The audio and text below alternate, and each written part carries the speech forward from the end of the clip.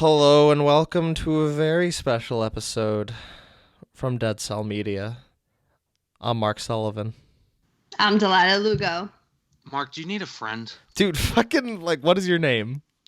My name is Jason Kwasnicki, and Thank I'm you. here to be your friend because Thank you sound kind of down. No, man, I'm getting bummed out. It's around the holiday season. You gotta spend a lot of money on people that you love. Did you And then run you out of go, leftover turkey? and then you go into crippling debt. Um, Yet Square Enix has the balls to send people emails to pay for their collector's editions. Really? yeah. Yeah. Yo, does Square Enix have like a deck collection arm of their company? Probably.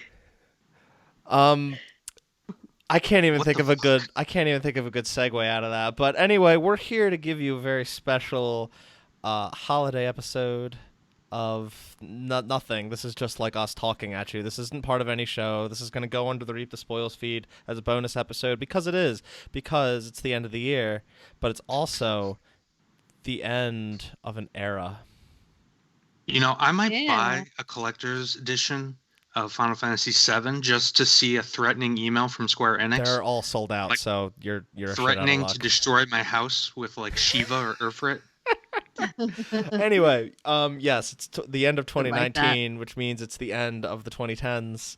So, I've been seeing a lot of people talk on the Twitter and the internets about their favorite games from the past decade, and I thought, why don't we do that too?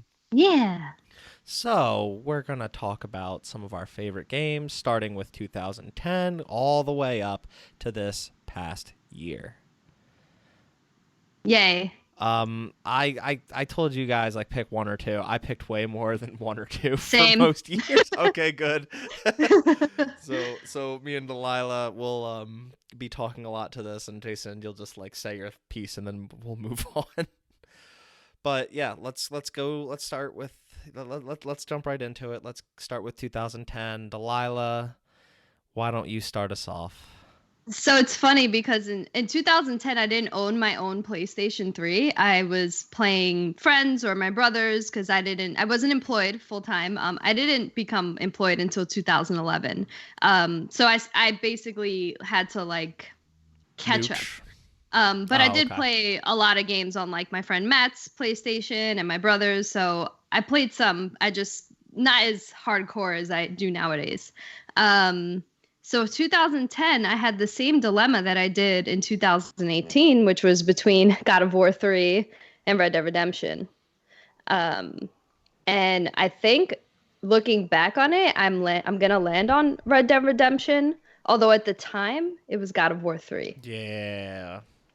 You mainstream shill. I didn't. Such an easy pick. I just feel like Red Dead Redemption is probably more mainstream than God of War 3. Or at least They're at the both time. mainstream. Rockstar was huge even at that time. But yeah, God of War 3 that's on my list too. And what a game. Mm-hmm. What a finale, or so we thought, to a bombastic franchise. But I take it those are two of yours. Are you talking to me? No, I'm talking to Delilah. Yes. Yeah. And also I gave an honorable mention to Super Mario Galaxy 2, but that's just because even though I like the first one more, but we didn't have any years before 2010, so I had to give a shout out to Super Mario Galaxy 2. That's in, and it's crazy because both of those games, I feel like people that are really into Mario games never really bring those two up, but those are two of the most highly rated Mario games, two of the most highly rated games of all time on Metacritic.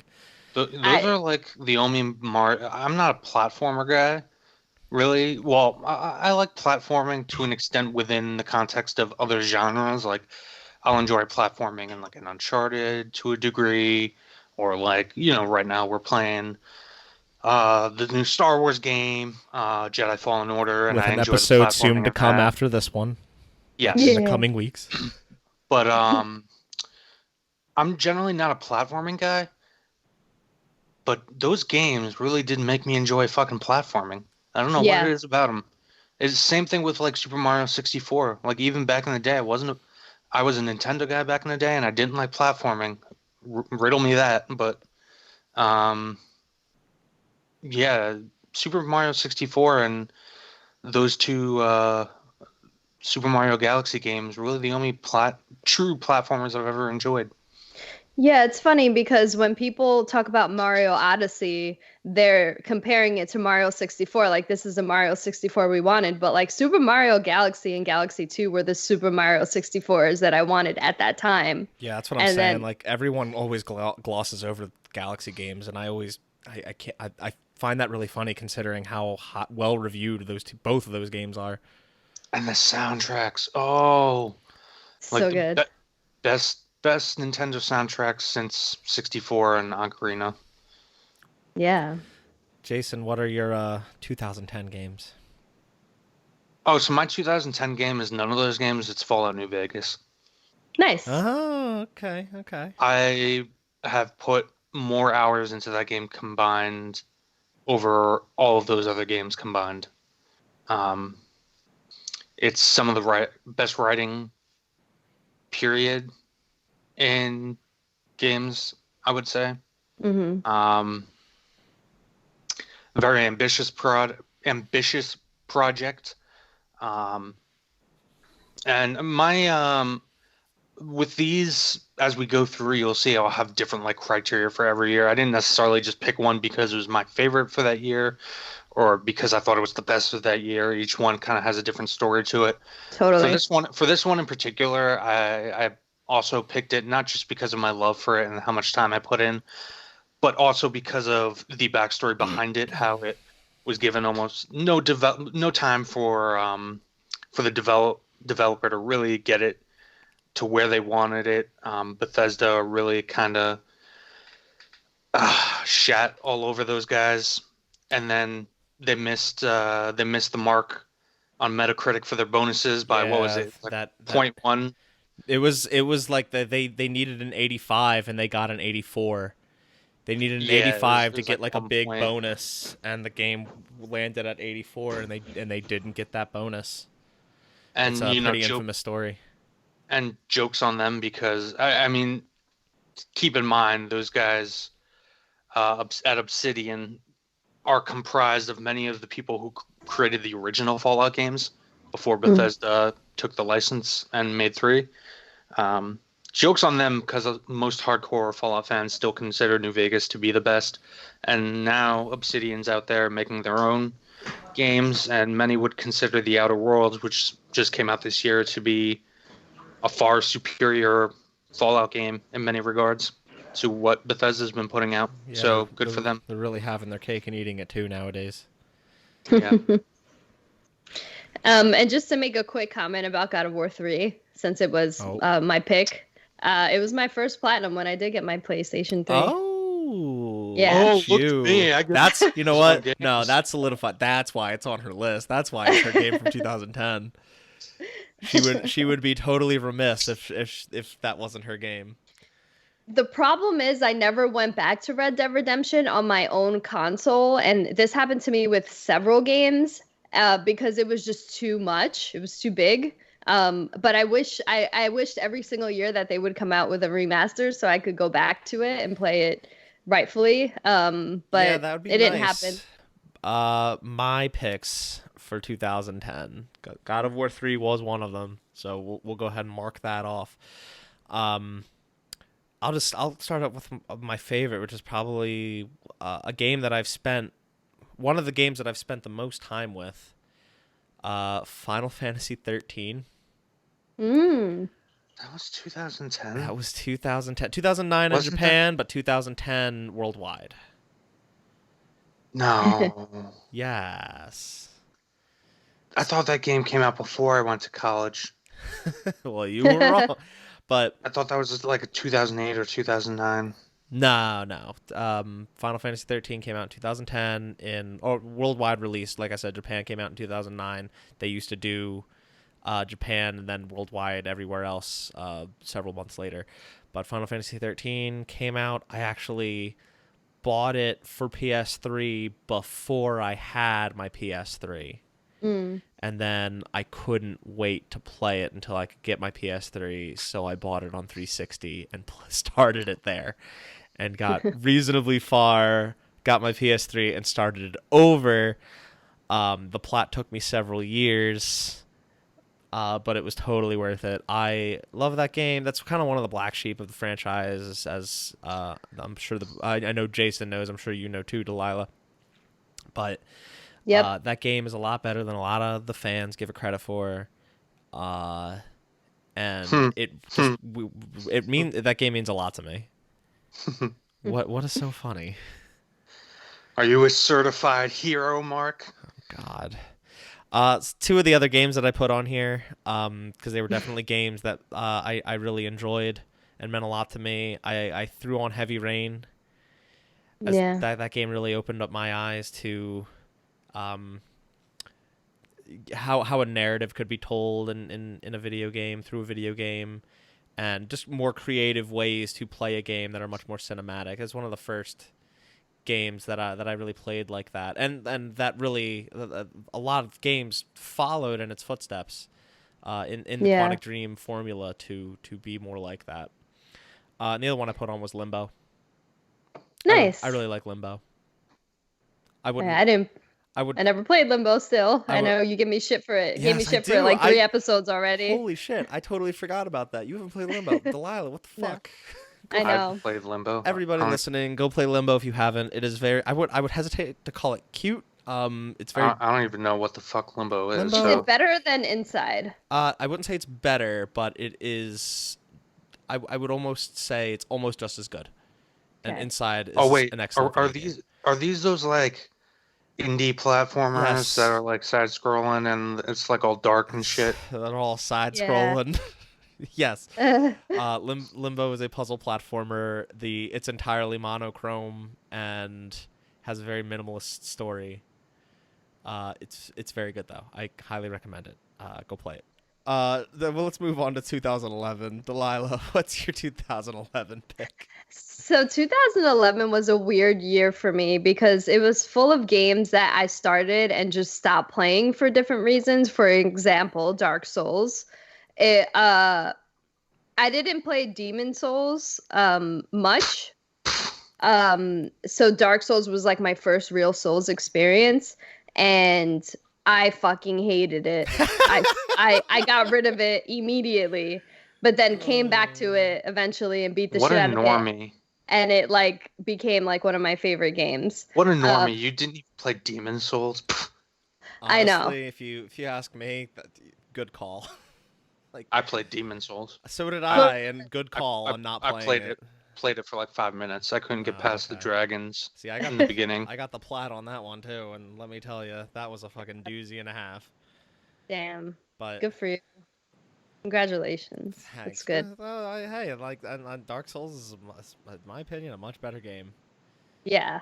And then Skyrim, I had a similar experience, but not because of difficulty. I was just overwhelmed because I was reading every fucking book in that game. And I was just like, fuck this. And I then went back to it later and then platinumed it. But the first year it came out, I just could not. Like I couldn't get myself through it. So those two games are like honorable mentions because I had to put them down. But I eventually went back to them and really loved them. But my ultimate decision was Arkham City, which was pure crack for me. Yeah, okay. 2011 was a pretty good year for games, all in all. Like, there's a lot of really influential, really, really big, good, well-liked games that came out in 2011.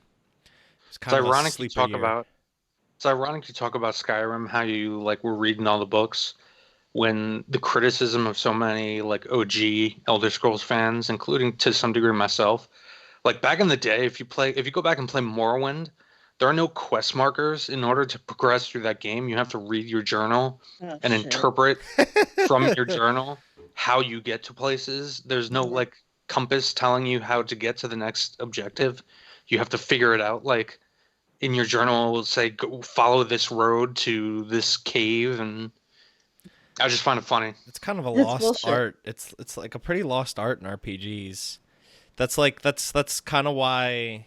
This is a little off topic. That's like why I like Kingdom Hearts 1 better than all the others in the franchise, because it feels more like an RPG. You're kind of given a vague idea on where you need to go, and you need to figure it out yourself. And it might not always be clear, but like you have to figure it out. Then 2 is just like, fuck it, here's a quest marker, and the maps are all linear now. Just go here. It's like, oh man, that's so lame. But yeah. But Yeah. Arkham City, okay. Jason, what do you got? 2011 favorite games. Hands down, Infamous 2. Oh yeah, there we go. Easily not just my favorite game of the year. I feel that might have been the best game of the year. Certainly in terms of story, that was the same year that Uncharted 3 came out, right? Yes. Yes. Yeah. I will say maybe not as well told of a story as Uncharted 3, just in terms of pure writing mechanics. Certainly a more interesting story. The gameplay, that gameplay was addictive as fuck. Yes, it Mm. was. The twists at the end. I don't know. Are we in full spoiler mode or? No, I don't want to spoil Okay. it, especially because honestly, I wouldn't mind doing an episode on that game in the future. Even though it's been a decade. Yeah. Almost Hey, a decade. Yeah. we've done older games. Yeah. We've done But, much. No, like- no, I mean like a decade in terms of spoiling. Oh yeah. Well, yeah, the statute of limitations is up, but just in case. Yeah, but like the game does have like a good bad mechanic, as so many games at that time period had, and it's cool how it plays around with it. Well, like, the coolest thing about It plays around with like superhero tropes and the general genre. And without giving away the twist at the end, I'll just say the coolest thing about it is depending on your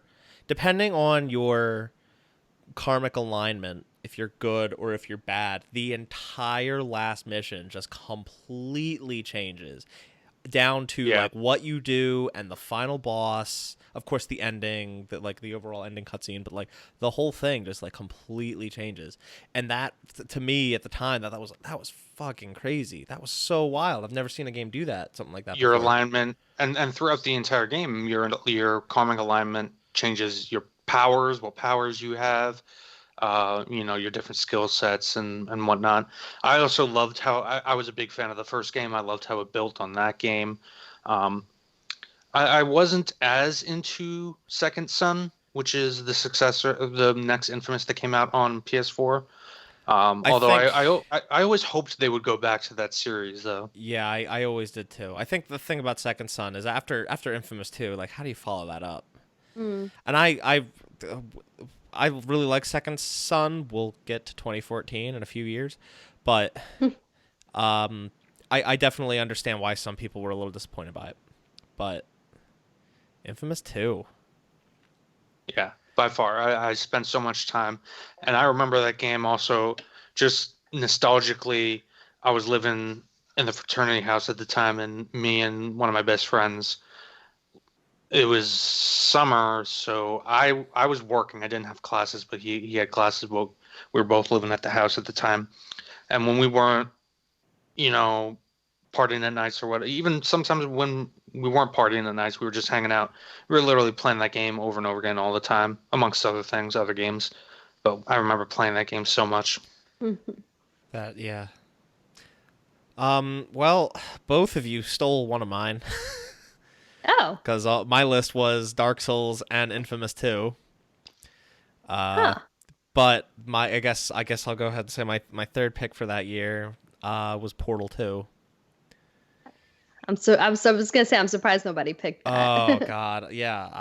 How could it not be on someone's list? Portal 2 was such an amazing follow-up to Portal, which like no one ever thought would be a thing, and it was. And interesting story about Portal 2 was it came out like the day of or the day before the infamous PSN outage of 2011. Oh, I remember that. Oh. And I picked up my copy and I was super excited to play it. And I had friends that were picking it up on Steam, but I was like, hey, that ain't no thing because you can play with PS3 players as well. Like, Valve had opened up the floodgates on giving you Steam integration for this game, so I could connect my PSN account with my Steam account, get a free Steam key, so I could play Portal 2 either on PC or on PS3 with my PC friends or my PS3 friends. That was awesome to me, and I was so excited. I was going to play Portal 2 co-op with a friend of mine on Steam, and I couldn't sign into PSN. And a day goes by and I try again. Another day goes by and I try again. Days go by until Sony finally comes out and acknowledges, yeah, we were hacked. Yeah. And we're not bringing PSN back online until we have our shit together. So I played, what can I say? I played the single player campaign multiple times, got all the trophies that I could in single player, every single one. And I forced my one buddy to I only had one DualShock 3 at the time. I forced my one friend to bring his DualShock 3 over, and I forced him to play it with me. I didn't realize Portal 2. I never played Portal 2. I didn't realize it had multiplayer. So there's that. Portal 2 has two campaigns. It's got the single player campaign and a co-op campaign. They're completely different. All new puzzles, all new chambers. They're two completely different games. It's an incredible package. And I forced him to play the co-op campaign with me. And he's not really into puzzle games, but I couldn't wait. I wanted to play. I only played the original because it was part of the Orange Box. Yes. I barely played it. I was too busy with TF2, and at that point I was actually on the PC. I was somewhat of a PC elitist for a bit of playing some Left 4 Dead, and he would look at you now TF2, and call you a pleb. And Half-Life 2 Half-Life 2 Deathmatch and what have you, Counter-Strike, but I never played Portal 2. Was never too interested in the puzzles. So just like Limbo, go play Portal 2, everybody. Yeah. Go play Infamous 2. That too. That too for sure. 2012. Delilah, what you got? This was another weird year for me. I feel like I can predict your pick for this year too. Predict it. No, I'll tell you if I'm right after you tell me what the game is. I have a spicy pick. A spicy pick? Yeah. It's not even. I want to hear it now. No, come on. It's not even a game I finished. Oh. I barely even played. I played like the beginning of it. Delilah, go ahead. So, all right, my pick. I'll say my pick after this. I played Dishonored and Far Cry 3 in 2013. So at the time, my pick was The Walking Dead. But I think in hindsight, I might like Dishonored more. Wow. Dishonored's definitely a better game, yeah. Yeah. Oh, shit, laying out some hot takes. Well, all right, so let me say this. And I don't say this because I know you guys definitely have a hard on for like the Telltale stuff. For the record, yeah, real quick. But like Delilah, my guess was The Walking Dead. Yeah, okay. Yeah, I thought you guys would pick The Walking Dead, both of you. And I don't say this because I don't want to be too hurtful, but like if I'm speaking objectively, I can never really put those games on the same level as other games that also have like actual mechanics in addition to stories that are in many instances better than Telltale's storytelling abilities were always overhyped. Yeah. See, for me, it was like my Heavy Rain. Like Heavy Rain to me was a little boring and strange. I thought the characters were very weird. So this was like more on my level because it's a little less ingrained in reality. And it was my first real experience, video game that wasn't pure narrative experience where I felt like the choices I made matter. But like I said, in hindsight, I don't know if they did too much. See, but at the time, I felt like they did. I guess for me, like having, again, like if we go skip back a few years, Fallout New Vegas was my game of the year for, 2010. So like in terms of like, my choices mattering, it's like something like a Telltale game just seems like such a pleb game for Oh me. my god. Just Yeah. considering the raw amount of choice and outcome in something like Fallout New Vegas versus a Telltale game. The thing But is, like, I that think game. I think it brought that kind of storytelling to the mainstream. That's what Telltale did.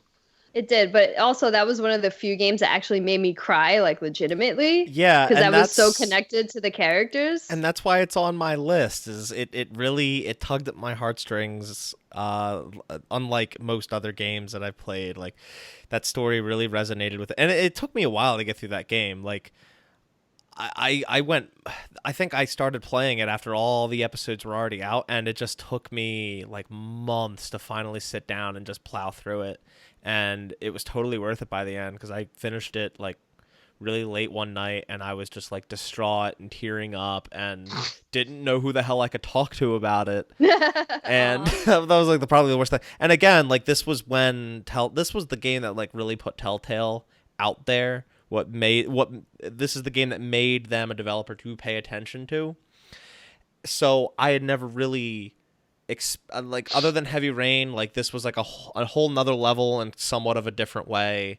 And that's pretty much why it's on my list, because it's just of all the Telltale games we played, like Tales from the Borderlands. We did an episode on it, episode like 7 of Reap the Spoils, by the way.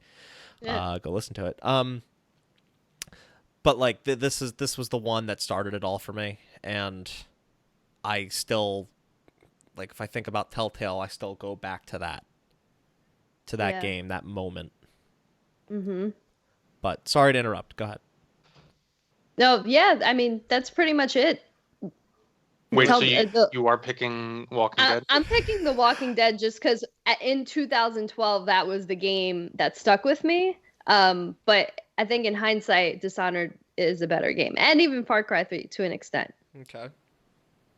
But the level design in Dishonored, man, oh my god, I so good. tried Dishonored, and I tried it at that the that was a weird time in games for me, because I would try a game and be like, "Ah, I don't really like this," and I wouldn't touch it again. And then like I hear so many people talk about it, and my gaming taste has changed a lot since then. So there's been games that I've gone back to and I'll be like, oh, what the fuck was I thinking? This is really awesome. And Dishonored gets a lot of praise and a lot of love, and especially the level design. And I feel like I need to go back and give that game another shot, especially because like right after I played that, right after I played like through all the Metal Gears for the first time. Oh, So you I were was like, stealthed out. well, not even stealthed out. I was just like, what the fuck? This isn't stealth. Like Ugh. this isn't the Yes, stealth that I want. it's honestly, coming as somebody who has on the PlayStation 2 especially was a huge Hitman fan. Um, as much as I love Metal Gear, it's one of my favorite series. Metal Gear is nowhere near the level of stealth as something like Hitman, Yeah, and Dishonored felt like somewhere in between. yeah. Um, which is why I never finished Dishonored, but like I felt a kinship to it. It was very much like this fantasy Victorian, basically version of Hitman, Mm-hmm. and Hmm. you could throw rats and shit at people. It was weird. It's definitely one that I should go back and give another shot. Yeah. How Uh, about what's your hot take, Jason? yeah. What Oh, is your hot take? so this has a story behind it Oh, jeez. I feel like because everything we're talking about has a story behind it this episode. I didn't play this game till years later when I bought the entire trilogy packed together. And when I played it for the first time all the way through, I was fucking in love with Mass Effect I 1. knew it. Like I just wanted to have hot sex with that game. I was all about it. Jesus Christ. I loved everything about it. I was like, yo, this girl Ashley, she's my girl, she's my love of all time. And then I was like, I got two more games of this, so I'm gonna keep going. I'm just gonna keep marathoning through it. And then Mass Effect 2 begins, and Ashley's like, yo, man, you're with Cerberus now. Get the fuck away. And I rage quit the game, and I never beat Mass Effect Oh 2. my god. Mass Effect, Wow. and then like a year later, I was like, you know what, I'm gonna like just skip Mass Effect 2 and go to 3. Maybe they'll reintroduce Ashley. You can like romance her again, whatever. And I played a bit of it, and that's the story behind that personally. In terms of why I'm picking Mass Effect 3 for, the game of that particular year it came out, was just because of because it was ending a trilogy that had such a massive impact on the industry as a whole, but also B, because of just how Controversy. Mass Effect 3 was the talk of the gaming world for that year, and even beyond it. Like, that was the discussion. Despite whether or not you liked or disliked that ending, or what your opinion on it was, that's what fucking everybody was talking about. And I think that's Yeah. just a testament to that series and the impact it had and how much people cared about it. Even if I never, beat it, or I don't necessarily have an opinion on those endings myself, although I can see the various sides on it, on the various arguments. I don't think we really should spend time going into it. No. I But think yes, most I give people it listening to to this Mass Effect, episode, right? Have an idea yeah, of yeah, but Mass Effect 3, okay. You know, it's funny because when that game came out, I think either right before or right after Final Fantasy 13 2 came out. So while all my friends were like playing Mass Effect 3 and getting mad at that game's ending, I was playing Final Fantasy 13 2 and getting mad at that game's ending. Um, and no nobody could relate because I was the only. Apparently, I was the only weeb that was playing Final Fantasy. I played 13 too a little bit. Yeah, It was better than the first no, 13. no, it wasn't. No, Yeah, no, it it was. wasn't. No, it wasn't. But Gameplay wise, yeah, it was. that game is not on my list. Um, The Walking Dead was on my list. Sorry, Jason, you're done, right? Did you have another one? Yeah, Okay. yeah. Um, the Walking Dead was on my list. We don't have to talk about that any much more. I've got like a serious pick and then another less serious pick. Okay. So I'll go with the serious one first. Spec Ops: The Line.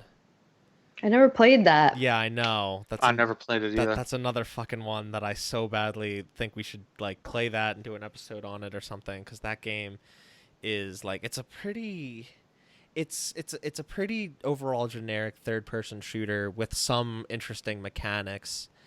I feel Um, like everybody knows the twist though, so it's gonna like dampen Mm. the experience going I into it. still think it's worth I think it's still worth a play. Like the gameplay, the gunplay is still fun, and the things that it does differently from other third person shooters, especially at the time, are make it interesting enough to make it worth a playthrough. Not to mention, yeah, that story and that twist is just phenomenal. So that was on my list. That game really blew me away. The less serious one is just a game that I played probably a whole lot more than I probably should have, Mm. which was PlayStation All Stars Battle Royale. Oh my Oh God. my No, you did not. I did. I I almost forgot that was a thing. I wanted so badly for like my friends to love that game, and anytime my friends, we'd play it, it was pretty much just because I had a PS3 and we didn't have like a Wii or a GameCube or something to play Smash, because all my friends were into Smash, and I'm like, let's play this fucking game that's totally Why? horribly unbalanced and has Smash characters gets that so boring after like 5 minutes. no, it doesn't. But PlayStation Unless All you're playing Stars, Melee. PlayStation All Stars has a really special place in my heart. For good or for better or for worse. I do unequivocally love that game, and I really wish we'd get a sequel. You want another spicy take? What? PlayStation All Stars isn't a fighting game, and neither is Oh, Smash. shut the fuck up! I don't even want to have this argument. All Delilah, right, we're not. let's go. 2013. What you got? It comes by no surprise that The Last of Us is my game of All 2013. right, next. Yeah. I mean, there I have wasn't really honorable anything mentions. else. I didn't see anything else to really compete. I feel GTA like 5 was a huge Yeah, competition, I think, Grand Theft for Auto The 5 Last. was that I year. think GTA 5 was one of the biggest examples of how fucking lazy Rockstar has gotten. Jesus Like Christ. GTA, that game is generic as fuck. You Like think? it, San Andreas, like any of the previous Grand Theft Imagine Autos were better. imagine being the guy that says the game that has like topped the NPD charts every month for like the past 6 years Until today. says it's generic So as does fuck. it is generic as fuck. So is every fucking Call of Duty that comes out, and they top the NPD charts as well. That's True. Sales don't mean shit, dude. no, but it's the fact. No, I think Call of GT, Duty. Hold on, because there's a yeah, yeah. big fundamental difference. Because while Call of Duty, yes, does top the charts, it only tops the charts for maybe the following few months, maybe the following year, but it just moves on to the next game. GTA 5 is a singular game that came out in 2013, and it is still selling bonkers well. Well, yeah, because it had a really generic multiplayer component. It's not because it had a pretty awesome, riveting story like GTA 4 did, or awesome DLC with new characters I and new riveting I stories. think the thing is that this story resonated probably with more people just because it was from what I understand, it was a little goofier, whereas 4 was a lot more serious. Yes, that's why it was better. Well, for people like you would like that a lot more, but I think a general audience wanted something a lot more silly that kind of fits in with that Grand Theft Auto And that's also vibe. the story isn't why people play 5. People are playing 5 still because of the multiplayer aspects. I wouldn't even say that, but definitely like that's a big part of it, but also mostly I would say for like the sandbox elements. Yeah, The it's a ability to big just like drop into a world and just like yeah, drive it's a around and big crash into people and shoot people up and stuff. Like a lot of people just like to jump into GTA just to fuck around.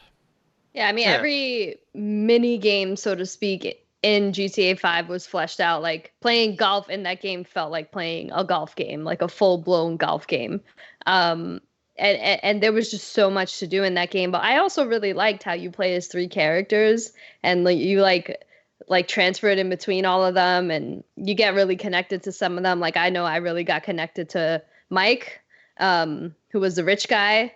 I felt like I don't know, like he reminded me of myself in weird ways. So maybe that's why I have a little bit of an attachment to it. But I don't know, GTA games are good, period. But GTA 5 just added so much, and none of it was just like adding it to add it. It was all done well. I don't know. Again, after like each the ones that came out before it, like GTA 4 was this. If you're just talking about the core story, forget the two DLCs about the biker gang and the club dude. If you're just taking the main story, it's this awesome story about an Eastern European immigrant coming to the United States. It explores themes about how immigration in general, poverty leads to crime in the first place. It explores deeper themes like that. And then you go back to previous GTAs like San Andreas, which, took heavily from US cinema, movies like Boys in the Hood. Obviously, you know, Vice City took from Miami Vice, things like that, Hmm. 80s vibe. Uh, it just GTA 5, I didn't feel like I was playing a Grand Theft Auto game where I felt like it was just a generic action. I can kill whatever in this generic city. I felt no attachment to any of the characters. Within the first few missions of the game, like if I remember correctly, you're like working with the government or something. It's like all over the place.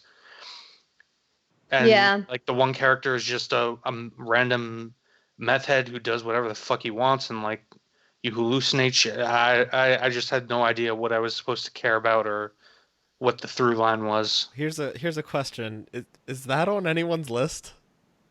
It was like an honorable mention for Okay, I me. was gonna say But 'cause you bring up The Last of Us, and then we just go into like a 5 minute rant about Grand Theft Well, what Auto is there to say 5. about The Last of Us? Like, I felt like not only was it a major step up in storytelling, not just for Naughty Dog, but gaming in general, but I felt like it was the first game where Naughty Dog actually really created truly compelling gameplay as well as a compelling story.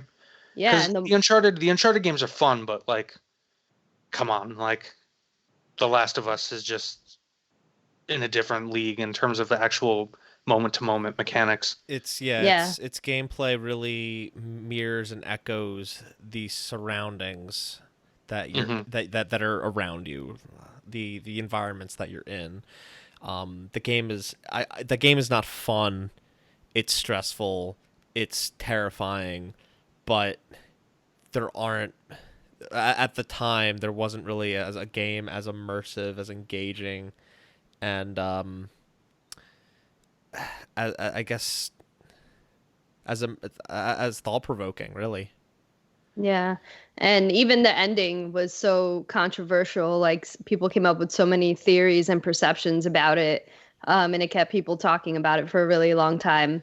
Plus, Yeah. the multiplayer was good. I Oh really liked yeah, it. like Naughty Dog got a lot of flack for Uncharted's tacked on quote unquote multiplayer, and then people fell in love with that, and then The Last of Us had the same thing. A lot of people gave it shit for having tacked on multiplayer, and it was like one of the most creative multiplayer experiences I've ever played. Yep.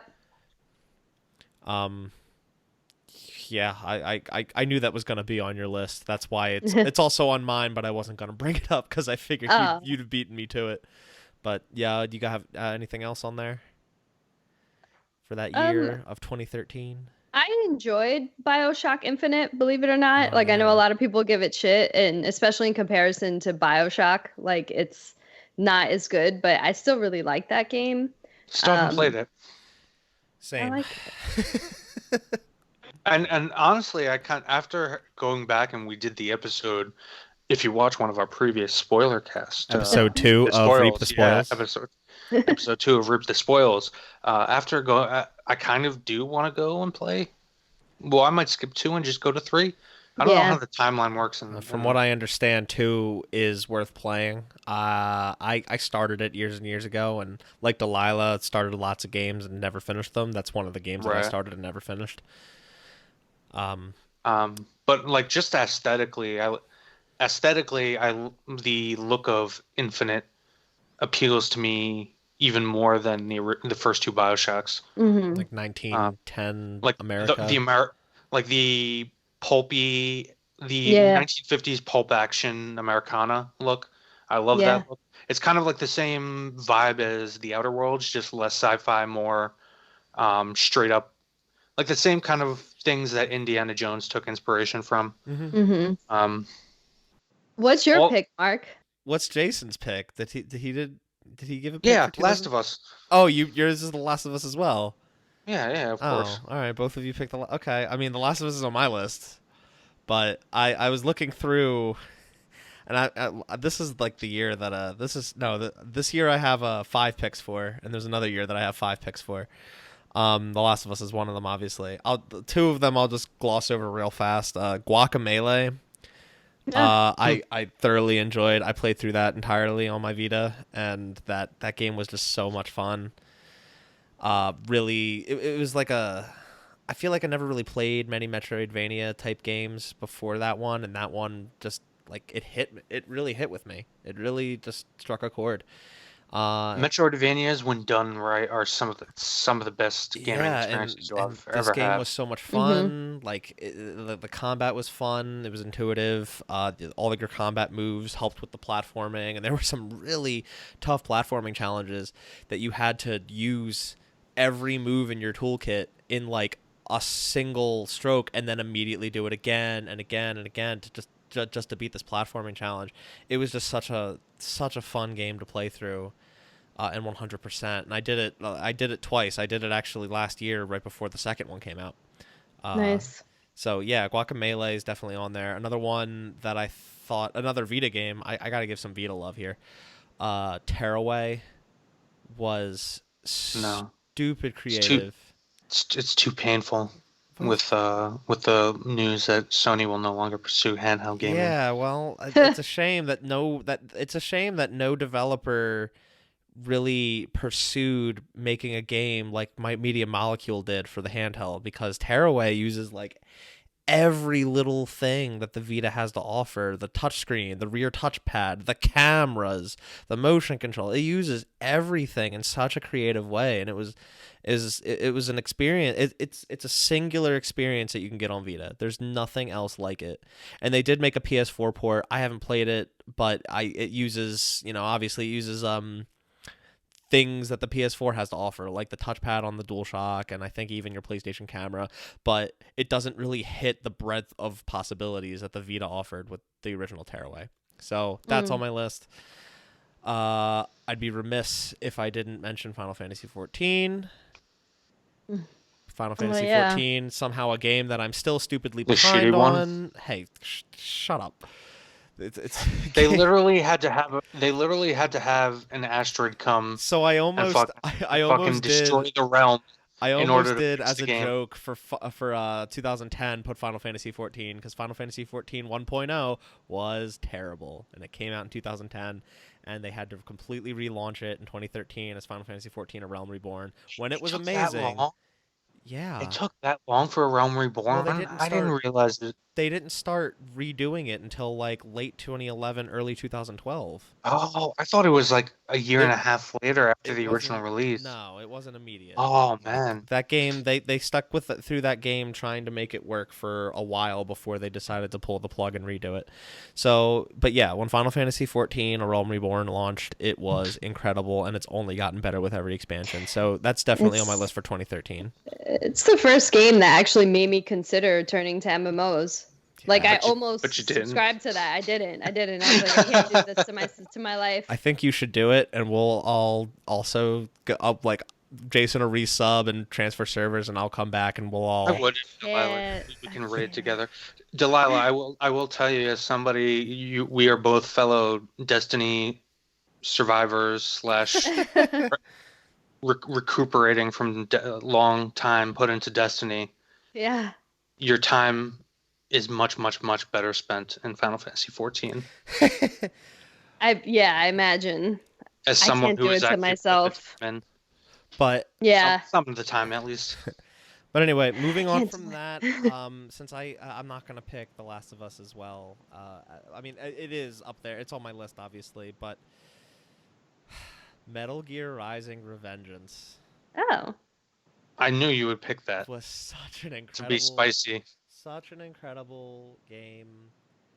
Kojima has very little to do with that game. That game was pretty much just lending the Metal Gear license to Platinum Games to create Kojima Productions, I believe, actually started development on the game before they decided to give it to Platinum, who has a lot more experience with high-octane action games, like what they wanted to accomplish with Metal Gear Rising. And boy, did they. Yeah, oh, do they. They fucking delivered in spades. That game is so good. Imagine what would have happened had they just left Metal Gear at 4 and continued the series following the adventures of Raiden. Man, I wouldn't complain. I kind of Neither would I. I wouldn't complain, because Metal Gear Rising: Revengeance is incredible. It is just it's easy to learn but difficult to master. The plat was hard as shit, and I still got it, and it's still to this day the hardest platinum trophy I've ever obtained and achieved. Wow. I remember them tech demoing that game, and like it just showed you slicing up watermelons and like in like 6 different directions. Yeah. And there's so many things, like there's enemies, boxes, watermelons, other things in the environment that you can just slice and dice. It's such a good game. I can't recommend it enough. So yeah, 2013 was also a big shift, because that's when the last gen ended and current gen started. It was kind of a soft start, though. It was weird. Yeah. Well, every generation has that cut over. Well, usually there's like at least one like huge game get you into the new gen, at least for one of the platforms. It felt like this was very soft. There were just a couple of like multi-plats that got a lot of marketing, but weren't really that good. Well, I forgot to mention my last game that I wanted to bring up about 2013, Knack. No, I'm just kidding. It's not on my list. Yeah. But yeah, the very end of 2013 marked the start of current gen. If I really wanted to be spicy, I would put Resogun on this list. Ooh, 'Cause I Resogun. spent a lot of time playing Resogun. I really liked that game. But I think Still haven't played it. 2013 was a really big year with a lot of really big games. And yeah, let's move on to 2014. Tomb Raider was good too. Yes, The- that did come out that year. Yeah. Delilah, what you got for 2014? I was going back and forth with this one. I feel like I have to pick Destiny just because the amount of hours I put into that game. I thought about picking it too. Yeah, I thought then- about it. Just doing it out of obligation. I think Yeah. ended that year picking Dragon Age Inquisition Okay. because I was so jaded by Destiny. See, But- as jaded as we were by Destiny, I'd still pick it over Dragon Age Inquisition. I am too, but I really did like Dragon Age. I'm not gonna lie. And then honorable mention, Middle Earth, Shadow of Mordor, and Dark Souls 2. Yes. As a hardcore Token fan, I fully endorse the first Shadow of Mordor. So good, so good. Had like But- Batman and Assassin's Creed elements. And you were sharing his soul with Celebrimbor, who, for those of you who don't know, he was tricked by Sauron. Well, no, he wasn't tricked. He was Sauron Alright. in disguise taught him how to the mysteries of ringcraft, and he forged the 3 elven rings of power. This podcast is now a Middle Earth lore podcast, apparently. Oh, just wait Uh. wait till the Lord of the Rings show comes out, and I start getting pissy. Jace is gonna whip out that lore deck. Yep, go read the Silmarillion, best book ever written. Better than the Bible. Sorry, Delilah. That's okay. That's it. I guess I have to land on Destiny. Yeah. I mean, I just had. I didn't mean to scare you away from Dragon Age. No, That it's not that. I just like the camaraderie that I had. Like I had a fucking clan. Like we would beat the raid the first week it came out. Like it was Yeah, like the no, MMO experience I that I know. never really had. Yeah. I was right- Destiny, for all its faults, really did usher Even as a in a new solo era player. for gaming, with the whole shared world and Right. social aspects that it introduced. You That's had people. that's one of the reasons I thought of picking it. Yeah. Yeah, you had people like organizing, much like an MMO, but not an MMO. You know, Yeah. it really was like a whole new, and there's so many games that have been inspired since it, to kind of ape the same formula that may or may not have done it better, worse, what have you. But you can't deny Destiny's influence on the gaming sphere. It's Yep. also cool thinking back to OG Destiny and the Taken King era, because it was still so mysterious, and it actually felt like a challenge, and it felt rewarding when you actually got a new gun, especially if it was something coveted like a Galahorn rocket launcher, Yeah, which I remember getting that. I got. from, I got it 2 weeks before they nerfed it. Fuck Bungie. But yeah, no, it was just so mysterious, and like it just felt like something completely new. And now it Destiny 2, and especially with the latest expansion, it just feels like something so generic. And I don't know. Was I feel like Destiny it was your- an opportunity squandered. is Destiny 1 your pick though for 2014? No. What is your pick? So, again, going off of the Dragon Age, I absolutely hated that game, Dragon Age Inquisition. It just felt like they should have taken all that time they put into the big open world. I don't like open worlds, in case people. Yeah, we know. At least open worlds, not done well.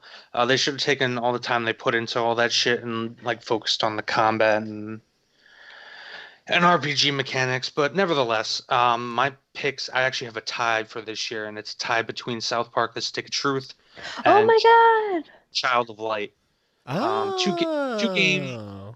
Two games which show that, to all the people who say that, oh man, old school turn-based RPGs, it's such an anachronistic gameplay. You're a fucking idiot. Just shut the fuck up. Shut the fuck up and go play a game like this, because the quality far outpaces anything like Dragon Age Inquisition. It's probably going to outpace Final Fantasy VII Remake. I'm sorry. Yeah, I mean, I don't know. Maybe Final Fantasy Remake will change my opinion, There is but a classic mode. it definitely outpaces Final Fantasy 15. So Both Ubisoft games too, if I recall. I believe Child of Light yes, was also Ubisoft. yes, they were Yes. Ubisoft games. Oh, And wow. on top of all that shit, at South Park Stick of Truth has a secret boss, which happens to be Al Gore and his 2 Secret Service protection. Oh yeah. Jesus Christ. And that's it's one of the hardest bosses I've ever played. Not ever played in the past like decade. Wow. That boss is hard, man. I will say I'm one of those dickwads that you're talking about, but I'm not so cynical about turn-based games. I've just become fatigued with them at this point of the generation, 2014. But Stick of Truth it invigorated that for me. And it was hysterical, like the funniest game I've ever played. Yes.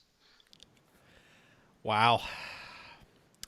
Congratulations. This is the first year where you guys didn't have a pick that was on my list.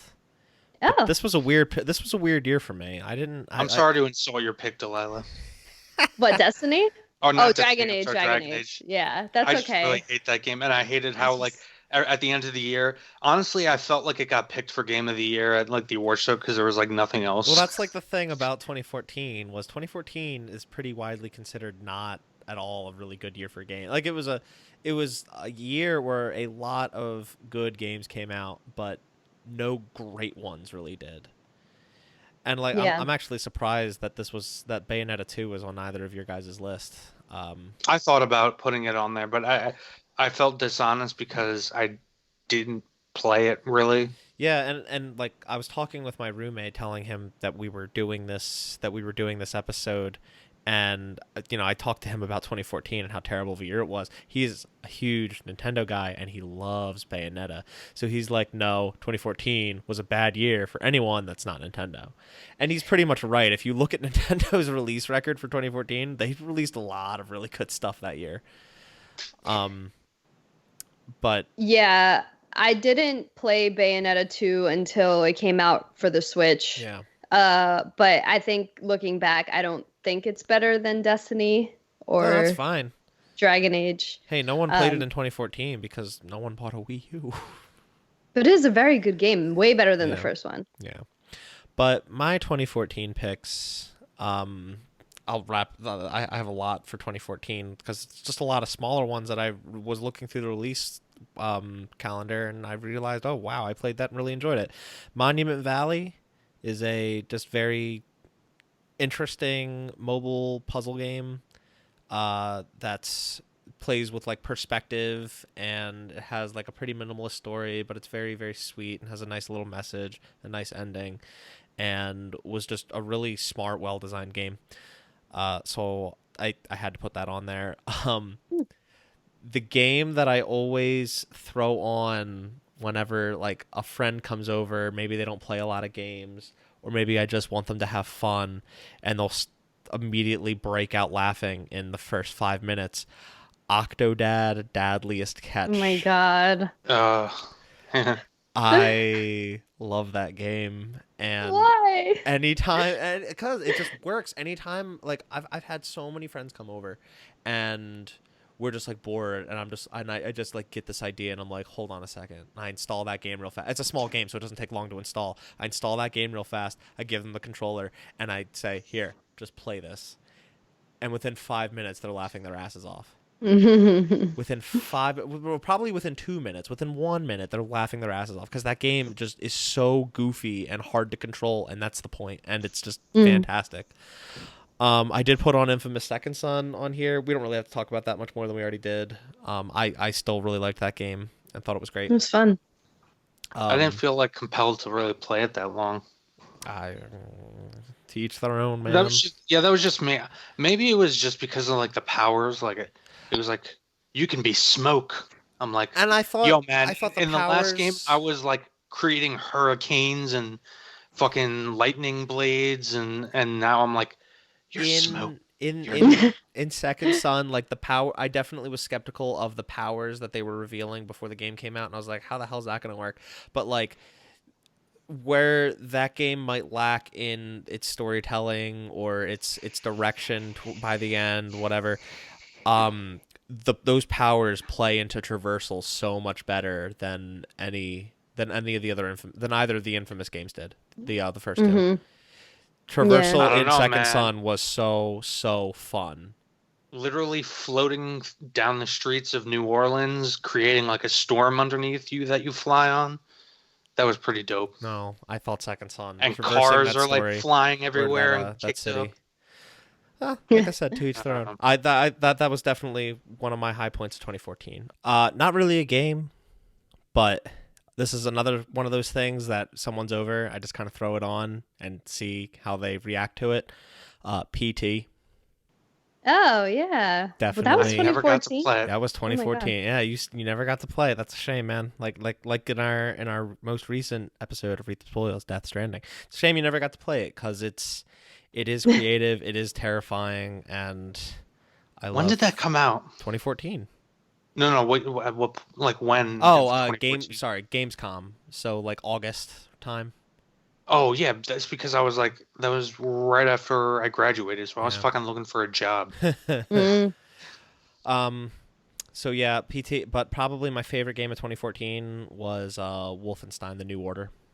Oh yeah. I almost didn't pick that game up, and I kept seeing footage of it and couldn't wait, so I bought it, and I would never regret it. Like, that game was so good. That was a very good game. It was a good return to form for Wolfenstein. And to anybody who And- hasn't played it, that's thinking of it, please play past like the first 10, 15 minutes. Yeah, like that game opens up, and it's the opening is really, really poor, but it gets so good like right after that opening section, and doesn't stop being good. That game is an excellent game. Definitely my top pick for 2014. And if you played the second one, don't let it turn you off from going back and playing the first one. Let's move on to 2015. Delilah, what you got? Oh, Bloodborne. Yeah, okay. I Next. mean, it was the first like From Software game that I actually platinumed, and this is the point of my From Software love, that I felt like I mastered the formula, and was no longer intimidated by them, or any of the Souls games, which to its detriment, because now I'm kind of like tired of Souls styled games, and I feel like they need to chill the fuck out. Although I'm still excited for Elden Ring, it's a weird thing. Got a love-hate relationship.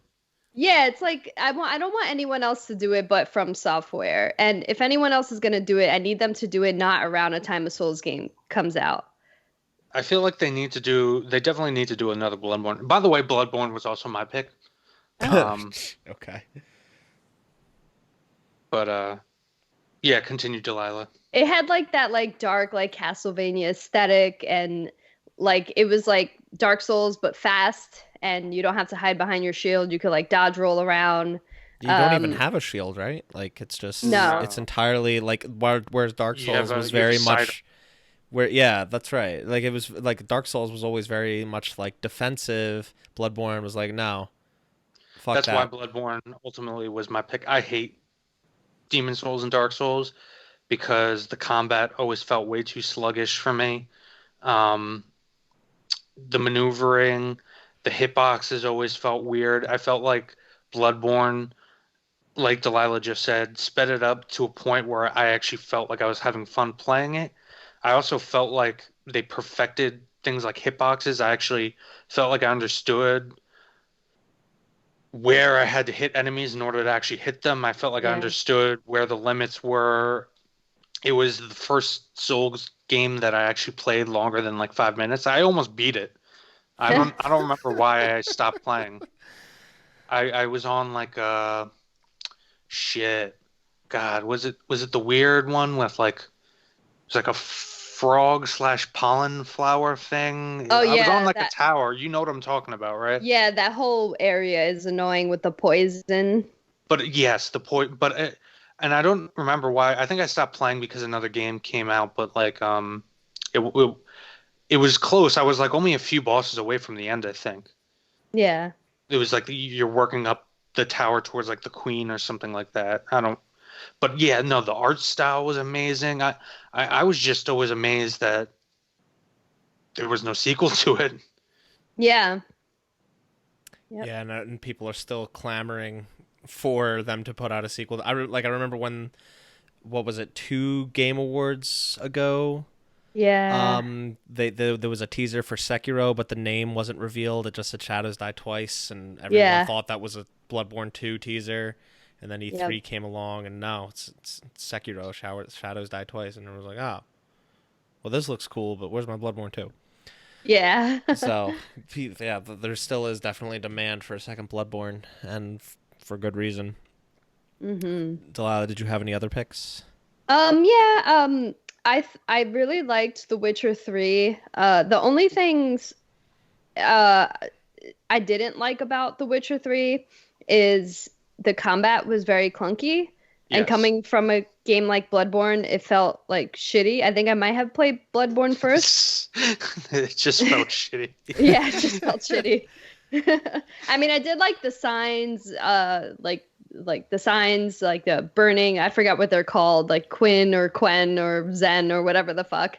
But like, I like it had potential. It was just I wish they spent more time on refining the combat and less time on mocap sex scenes. And I hope they take Yeah. that into consideration for Cyberpunk, please, because I know you're focusing on sex scenes in Cyberpunk, and I really want you to refine the shooting mechanics, please. Yeah, I agree. The story, yeah, obviously the story and the writing in The Witcher 3 is in many ways unparalleled. Some of those even just side quests. Yeah, Fuck, just the I side remember quests. I remember the one about like the Duke and like his baby gets aborted and Oh God. the ghost of the fetus like follows you around Yeah. and you have to like put it to rest and then you have to and then later there's another side quest where you find the wife that got the abortion or whatever and the daughter and it's just really great. As someone that has never played The Witcher 3, this is all shocking news to me. You're Holy basically shit. the concept is awesome. It kind of I would it makes me want to read the books, but everybody says the games are apparently just way better, like refined versions of the books. You can only read the books in the the original concept Polish. the concept is basically like you're a medieval, almost witch doctor detective. They're basically like, oh, everybody's getting killed by some monster. Go find it, and you got to go investigate. And or there's some ghost haunting people. You got to go investigate. It's a pretty cool concept, pretty unique. Not just like, oh, you got to go save the world, although it pretty much I think ends up being that. I don't know. I never played it all the way through the end. There was just way too much in it. It depends on the ending. That's- There's a good ending and a bad ending. That's kind of why I haven't played that game. That game scares me because I've seen other people play that game, Yeah, and I've seen with the map, and I've seen how big the map is, and all the little tiny dots of and things there's to do. DLC. There's DLC with entirely new maps. Yeah, and they're just as and big as what you'd consider a full game, and that's just and with RPGs like that, I'm way too much of a completionist. Yeah. That I can't just go through the main story. that game. Yeah. I have no doubt that game is amazing, but it terrifies me. What else was there? 2000. Yeah. What are we on? 2015. 2015. Delilah, do you have any more picks? Metal Gear Solid 5 had the Yeah. best gameplay for its time. But everything else about it I did not like. Sucked, yeah. I didn't like the open world. I did not like the story. I just liked Oh. the gameplay. What'd you just say? I didn't like the open world. It was pseudo open world. Like you had fucking mountains in between your Yeah, paths. no- Like No, I agree. I'm just saying. Just saying. Ooh, someone didn't like an open world. 2015 was a weird year for me because I spent the first 4 months living in Japan. And I wasn't really playing many games during that time. I played a lot of Smash on my 3DS. That's a lie. I played a shit ton of Smash on my 3DS. So you did play a ton of games. No, I didn't. I bought a ton of games. Like I bought a bunch of games while I was there, but I didn't really play many. And then I came home and like sitting in my mountain of packages from pre-orders and stuff was Bloodborne, which I still haven't gotten around to, and Final Fantasy Type 0 HD, which I opened, which I opened just to get the Final Fantasy 15 demo, and then I didn't play that game until last year. I did the same thing. I didn't play Type 0 until like a year later. And you know, Type 0 is not on my list. I just want to note how weird of a year 2015 was for me. And pretty much like ever since its announcement, and I was abroad during this announcement, the whole year was essentially a countdown to Metal Gear Solid 5. Right. Which came out in September. And I at the time loved that game a lot more than I think I do now. Because, you know, like Delaila kind of alluded to, like the story is completely unfinished, and that's not Kojima's fault. If you listen to our Death Stranding spoiler cast, the most recent episode of Read the Spoilers, you kind of find out why that game's kind of unfinished in the little history lesson I provide. But that gameplay is phenomenal. This is the year I only have 2 games for, besides Metal Gear Solid 5. The other game I have on there, you guys might get a kick out of this, is Final Fantasy Record Keeper. I never even heard of that. Wasn't this also the year of Fallout 4? World of Final Fantasy? No, World of Final Fantasy wasn't. Oh no, that was the year after. That was 2016. That was actually like a month or two before Final Fantasy 15 came out. In 2016. Okay. But no, 2015 Final Fantasy Record Keeper was, and I used to, at the previous outlet that we all used to be at, I used to mention this in our Slack channel there, that I was playing this fucking Final Fantasy mobile game and it was consuming my life and money out of my wallet. Isn't it? It is turn-based. It's a mobile game, and erase your stigma about mobile games just for a moment, because this is a really good one. Because it's like very nostalgia-driven. I've heard the same. Yeah, it's very nostalgia-driven. Every character has its own sprite work, including like modern Final Fantasy characters. They gave sprites for, like, purely basically for this game, so they could be in this game. And it was like the only mobile game that I really played, like gacha mobile game, where there's like a pool of shit that you maybe have a chance of getting. Is like the only one where I've never felt like I was constantly always stuck unless I paid money. You could get through that game if you were diligent about it. You could get through that game and play all of its content and catch up on everything without paying a cent. Yeah. And it just, there's no story. It just like it's a mobile game just pumping out content after content, and it took up so much of my time. I eventually had to quit it because not even because I was spending too much money or because I didn't like it. It was just consuming so much of my time because I would go to class and I'd be playing it instead of paying attention in class. And I eventually just had to say enough is enough. Like, this game is consuming too much of my life. Yeah, I genuinely love that game. I think about it every now and then. I miss it, and I have to stop myself from re-downloading it. But yeah, that's 2015. Delaila, what you got for 2016? Oh, can I just give a shout out to Dying Light for 2015? Oh yeah, sure. Oh yeah, I fucking love that game. I forgot about that game. Yeah, that was a fun one. Yeah. 2016, I think at this point we were doing Game of the Years together. Yes. And I go ahead. I really like went back and forth between Overwatch and Uncharted 4. Overwatch was our original Game of the Year, wasn't it? I think Uncharted 4 is what we all agreed on. Yeah. But my personal wound up being Overwatch. No, I'm sorry. Overwatch was like the Game Awards Game of the Year. Never mind. Yeah. I think one of us was fighting for Final Fantasy 15 to be Game of the Year that year. I think it was two of us. Wait, it might have been me. Yeah, I think it was you. No, I'm pretty sure it was you, Jason. Which is funny because when I was looking, I completely skipped over it. Yeah, so did I. Yeah. I think we were just infatuated at the time with the fact that it actually came out. Yeah. Yeah, well, there's that. Not to knock Final Fantasy 15, that was a really good game, but I don't think there are many equivalent, like there are no equivalent experiences as a gamer in the history of the industry to that of the experience of a Final Fantasy fan and the arduous journey of Final Fantasy 15 / versus 13. And I don't know, man. Like the decade-long adventure. Have you heard of a little nugget called Duke Nukem Forever? My God.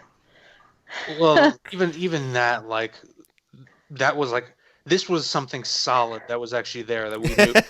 It's not like something like Half-Life 3 or even Duke I don't Nukem. know Those were like vague. because Versus 13 was vaporware for a long time. We'd get the occasional trailer, but like there was nothing that solidified. And It then was a confirmed title though. Like yeah, and they then were there were a all couple out times on the where trilogy. there were The a couple Christmas. times where like an outlet would announce its cancellation, and then they'd have to backpedal on that like a day later, saying sorry, this was misreported. We just found out from Square that the game's still in development. It's like, I can't wait until the documentary going in depth to that game's development. I'd like to see Like it. we know an outline. I want to know the laundry. All right, well we're getting off topic. Delaila, Yeah, sorry. your games. Yeah, so my pick was Overwatch overall, just because the amount of hours I put into it. But I think Overwatch and Uncharted 4 were such different experiences that I have to put them side by side. Sure. I really had a hard time picking one. I just wound up picking Overwatch because I put many hours into it, and I never really got into a multiplayer game like I did Overwatch and Destiny. So I settled with Overwatch, but I also loved Dark Souls 3 because it took the fast-paced combat that Bloodborne had and put it into Dark Souls, except you still had a shield, whereas in Bloodborne you didn't. And Final Fantasy 15 I also vouched for when we did our Game of the Year episode, but in hindsight I probably wouldn't put it there, but I did like it a lot. And Inside, I fucking love that game. Is Dark Souls 3 faster than the other two? I never played 3. Yeah, it's not as fast as Bloodborne, but it's like much faster than Dark Souls 1 and 2. Might have to go back and see if that's on sale. Interesting. But no, those are all really good choices. Yeah. I'm happy you gave some love to Inside. I was originally going to pick Overwatch as well. But I just couldn't do it. And it doesn't have anything to do with my current animus towards Blizzard and why I ended up deleting Overwatch from my PS4. If you want the politics of that, just go and Google Blizzard in China. It has more to do, I think, with as time has gone on and we've learned more about the development of that game. And now that we know where the future of the game is headed and what quote unquote Overwatch 2 will be, they essentially put out a piece of a game and just called it a game, and are now like releasing what they originally was supposed to be like the campaign of the game as the sequel to the game. I don't know. I can't like. I wouldn't agree with that. I will say that how they're handling 2 is in my opinion wrong. That's literally what is happening. Like what 2 was supposed to be what the game originally was. With the multiplayer component, obviously. I also, as somebody who's played a lot of fucking Overwatch over the past couple of years, the balancing in that game, I don't want to get into technical terms like CC, crowd control, all that kind of shit. The balancing in that game has just gone to shit. It's a shit show. It is not what it was when it released in 2016, and I don't necessarily know if it's fair to judge it, what it is now compared to what it was in 2016 when it came out. Very different, yeah. Mm-hmm. I'm going to do it, so I'm kicking it out of the Game of the Year spot, and I'd probably have to give it to Uncharted 4, which, in my opinion, is not only my favorite, but I feel like the best of all the Uncharted stories. Yes, it is. Completely agree. And I feel like it also significantly improved the gameplay. It felt like there was a bit more in the way of options. Like there was actually like stealth mechanics. There were stealth mechanics before, but these were refined stealth mechanics, and it felt like there was a lot more variety overall. It just felt like, and because we had already these established characters, and this was kind of like a send off. There was a lot more emotional resonance. It kind of felt like the perfect capstone to that series, at least for now. Yes, Yeah. I completely agree. Uncharted 4 was also Uncharted 4 and Inside were on my list. Two Mm. games from 2016 that just totally hit home for me. Uncharted 4 was my game of the year that year. Such a good game, but Mhm. I have two others I want to bring up. One slightly more serious than the other, but let's that's more serious one is Doom.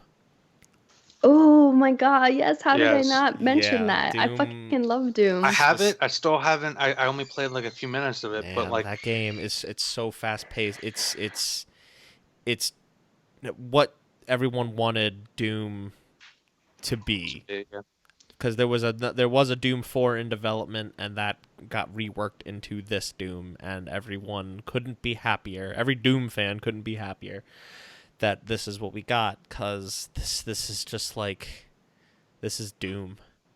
It's Yeah. it's insanely fast and crazy and hectic, and there's blood everywhere.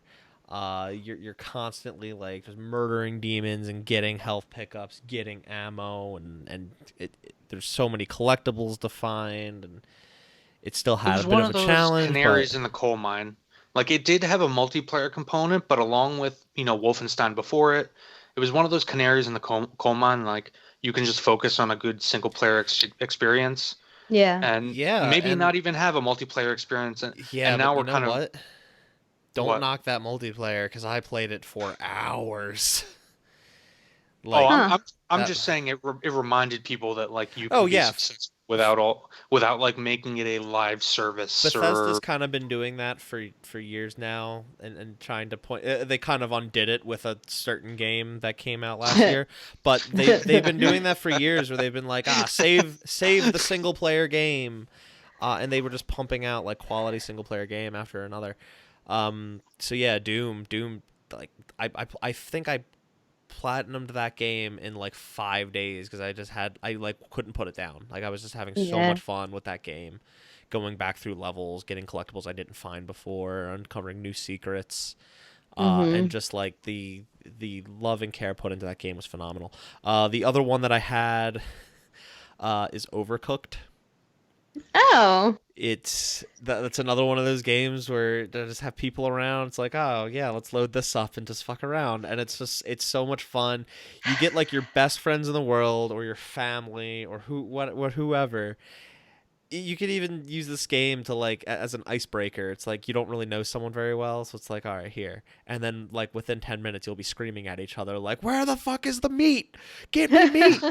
I need lettuce. Get me It's just like that game. That game is just it's insanely fun. It's insanely addicting, and I've had so much It's a fun good thing we playing that have you game. here, Mark. I don't even remember games like that. I'm just like picking out like Yeah. PlayStation All Stars Battle Royale. Oh God, what the fuck? I played Overcooked for the first time last year, actually, with Matt, and we got 3 stars for all of them. But for some reason, they never patched the game to give both people platinum. So I'm that just stuck with like 80 or 90%. And I'm like, fuck you. I did all this. I don't that want to do it happened again. that happened with me and Katie, where she got we got all 3 stars on every kitchen. She got all the trophies, and I'm like, where are my trophies? And then I Yeah. start Googling, and I'm like, oh no, they didn't Yeah. fix this. Yeah. So So I I'm told bumping that her. game down for you No, just because of that. I told Katie, I was like, look, all this means is we got to go through this again. And she looks at me, she's like, That's what I told Matt. I don't think I can do that right now. I don't think I can do that anytime soon. I'm like, that's okay. Neither Look, can I. look, babe. Do you see a platinum trophy on this XMM bar? That's the Well, thing. There is you're not gonna. even a platinum No, for it's it. just a It's just 100%. 100%, and yet I need it. It's a Oh, so completionist it's thing. kind of like the Telltale ones where. Oh no, the Telltales have platinums just for beating, don't Some they? of them do, some of them don't. Yeah, but like Inside didn't have a platinum, Yeah. and it deserved one. Yes, it did. Yeah. Soma. So those are my 2016 picks. The only platinum I have is for a game I absolutely hate. How? Yeah, I What still game? don't know why I you didn't. went through and got I didn't. Fallout 4 as a platinum. I didn't realize how bad it Right. was until I like had played it to that degree. All right, Because well, Fallout game. we Anyway, let's move yeah on. we need to stop getting off topic. All right, I'm sorry. That's mostly my fault. I get into diatribes. yeah, As as no one as the picks old Grand man Theft here, Auto 5, and yet you pick a fight with Grand Theft Auto 5. as the old man here, I sometimes daydream, My and I'm f- doing it again. So just go on, Mark. my favorite game of 2013 is The Last of Us. Let me tell you about how I fucking hate Grand Theft Auto 5. All right, Delilah, 2017, what you got? Horizon Zero Dawn. Okay. Yeah. Freaking cried at the 2017 Video Game Awards when Breath of the Wild won, and Horizon Zero Dawn got nominated for so much and won nothing because that game was far superior. I'm sorry. It Like, was. It there was was. only one aspect of Zelda that was better than Horizon Zero Dawn, and that's an exploration. 'Cause it's like the Oh only my thing that God. game really introduced is like you can climb anything, I and so think I it's a think massive innovation in gaming. I mean But I would they seem not to I notice I would argue that that is like involved dungeons and puzzles and I would argue that you know the climbing is a big deal. But no it is I but will say the that amount that's sacrificed. I will say that how you bring up with Kojima things getting a Kojima bump. I think Zelda has the Nintendo bump, same, yeah. or not even Nintendo, just like Zelda specifically, A definitely Zelda has the specifically. same, It was definitely it has the was the same same thing component. with Skyward Sword. Skyward Yes, Sword was not a 10 out of 10. That game was like a 7 or an 8 out of 10, but it got 10s out of 10s. right. And it was also the resurgence for the Switch, so people were feeling like really all Hype. bubbly inside. Yeah, Yeah. got Yeah, yeah, and the you Switch know, came out with that as a launch title. That's like the launch that we didn't get with PS4 or Xbox One was a new console with like an amazing game for one of their biggest franchises. and I'll be a bit Nintendo humble. nailed I know that. I can sound abrasive and You what's the word can? I'm looking for? I know I can sound abrasive and diminutive, I'm looking down upon the dumb masses, but like I get caught up in hype for shit too, and then years later, like Fallout 4 is a great example Yeah. of something I got caught up in the hype and then I realized after playing it for fucking 80 hours how it wasn't that great. Anywho, Delilah, tell us how good Horizon Zero Dawn was. I mean, it had gameplay as like good and smooth as Metal Gear Solid 5, like with the pinging of enemies, and the stealth and just everything, like the upgrades that you get for bows and bombs and It's just cool as everything. those integrated into the art direction, like sci-fi yet primitive. Exactly. Yeah. Yes. Also, the story was great. Aloy was amazing. She was my favorite, one of my favorite characters of all time. Second favorite female character after Ellie. And it was the most beautiful game for its time, and probably still up there as one of the most beautiful games. Hey, It just, that's the I'm game gonna have that to convinced Kojima to use the engine. yeah. I'm gonna have to challenge you on best female character, specifically on this year. Well, actually, never mind, because she's not a female, technically speaking. Are you referring to an android? Yeah, I am. Yeah. And I'm guessing this game is one of your picks. Wait, first of Anywho, all, is Delilah? let Yeah. Delilah finish. Oh, no, and I really loved Resident Evil 7 and Uncharted: The Lost Legacy and Breath of the Wild. I did, Yeah. despite me feeling like Horizon was superior. It's funny. I need to go back and play Horizon again. So do I. I felt like that game wasn't as good as everyone was saying it was. It is. But everyone was saying like I mean I beat it, I platinumed it, and I did enjoy it. I still was just like I did that not story get. I'm right there with you. that I did story not get didn't caught up in it. resonate. Yeah, that story doesn't resonate with me nearly as much as it resonated with everyone else clearly, and the setting was really cool.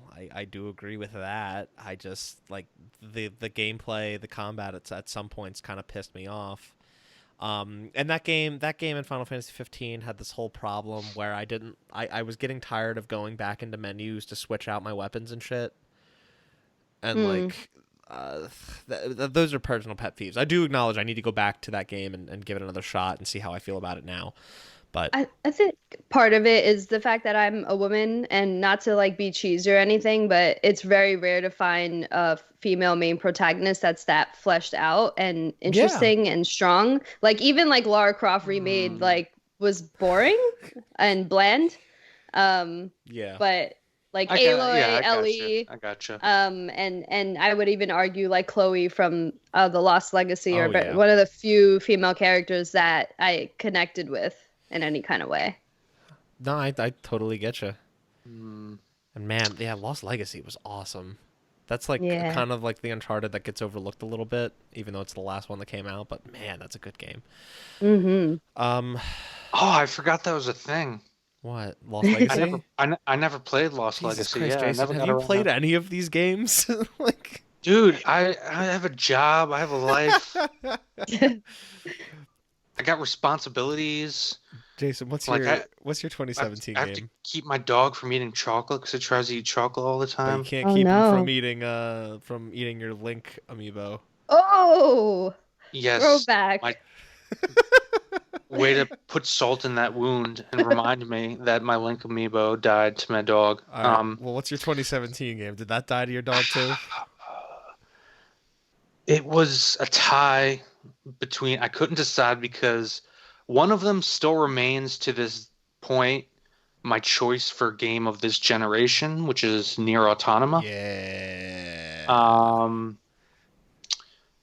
But Still haven't I played just that. loved Resident Evil 7 so much and what it did for the series. Mm-hmm. And it kind of started the Capcom Renaissance, if you will. Yes. And I couldn't choose between them, so I'm gonna.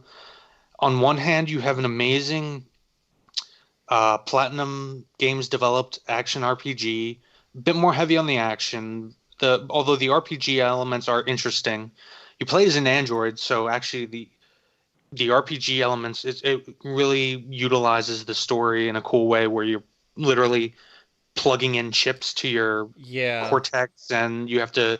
It takes up space for different skills. It's pretty cool.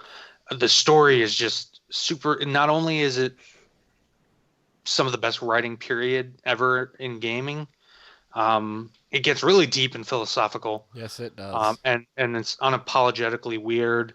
And for those of you who are playing through it for the first time, when you finish the game the first time, you're not done with the game. You got to play through it again. No, you have to play Oh, through that shit. game and again. You have to play through it at least 3 times. It's weird because it's like you play through the game and you get an ending, and then you play through the game again, and it's mostly the same exact playthrough, and you get another ending, and then different you perspective, play it a third time, but it's not really a third time. It's actually It's a little bit. It's a continuation from where those first two playthroughs ended. And there are 2 different main endings, but there's a bunch of other different endings. There's endings you an can get. ending for every letter of the alphabet.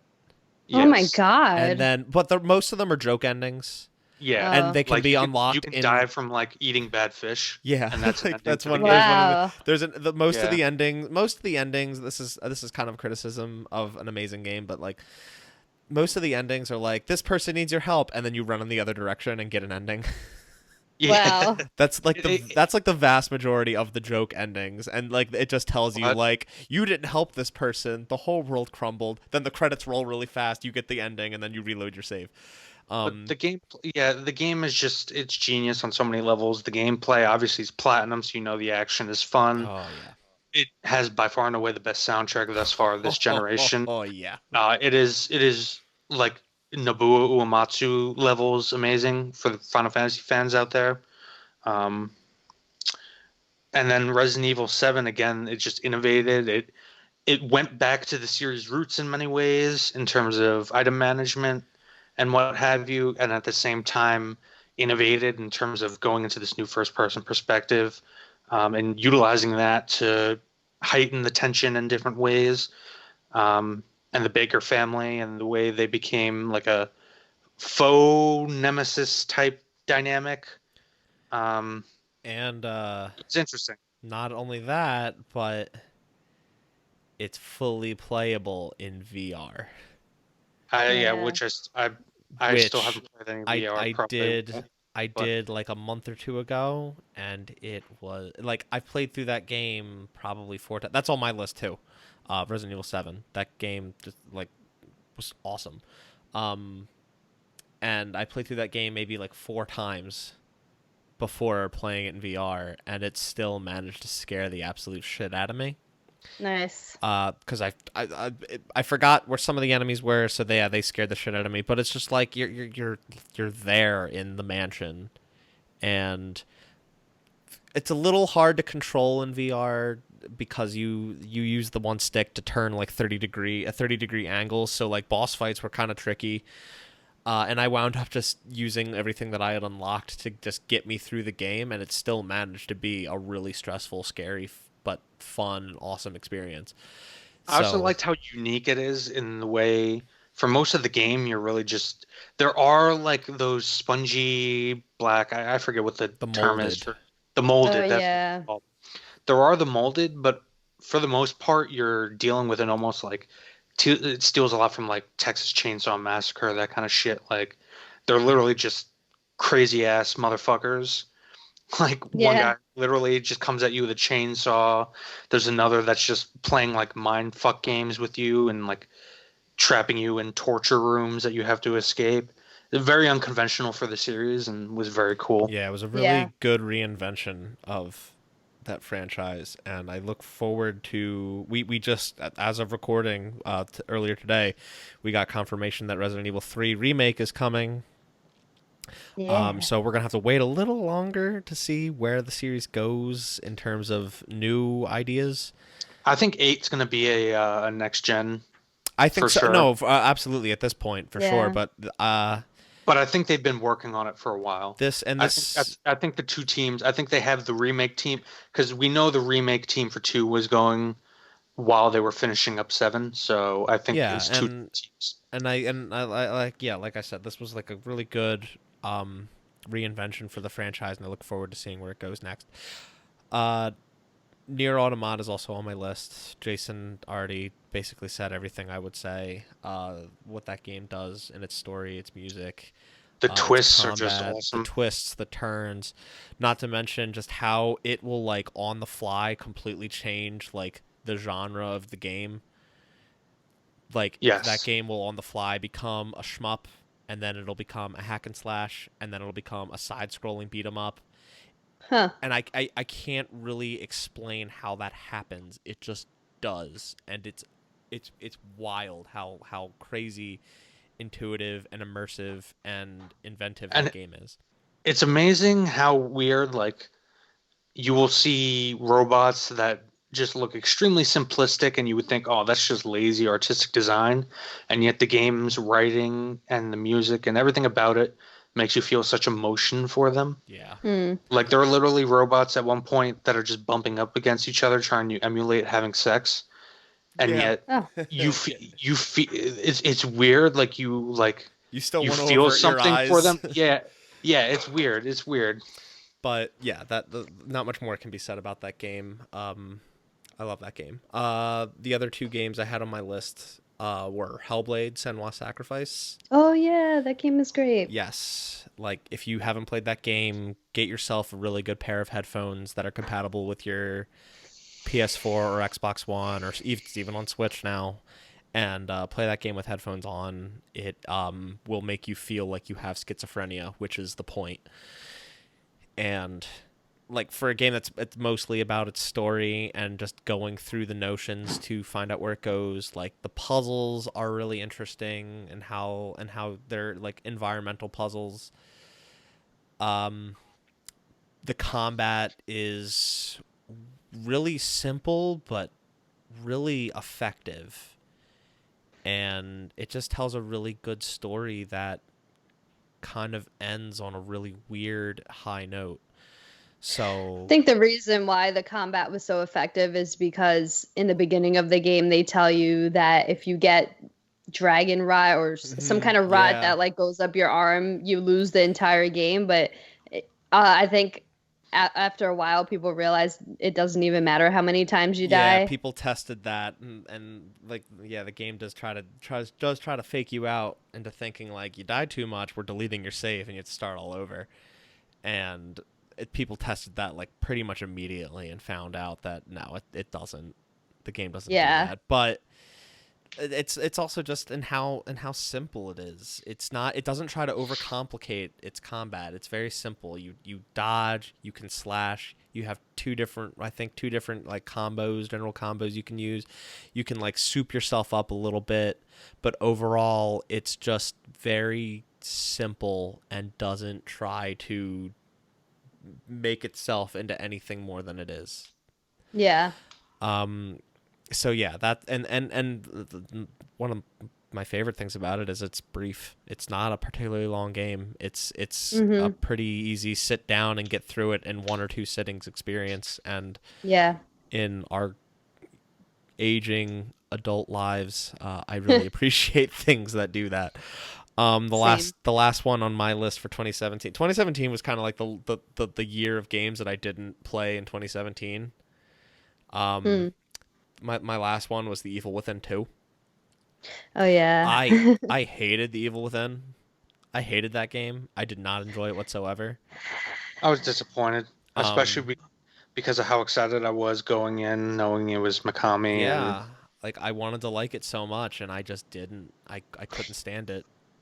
I like how much darker and grittier it was than the second one, but it was really annoying having to fight that same spider bitch 50 times. And having to like torch bodies No, and see, the matches and shit, and like the funny thing is the torching the bodies you never actually had to do. That was just to light other people on fire.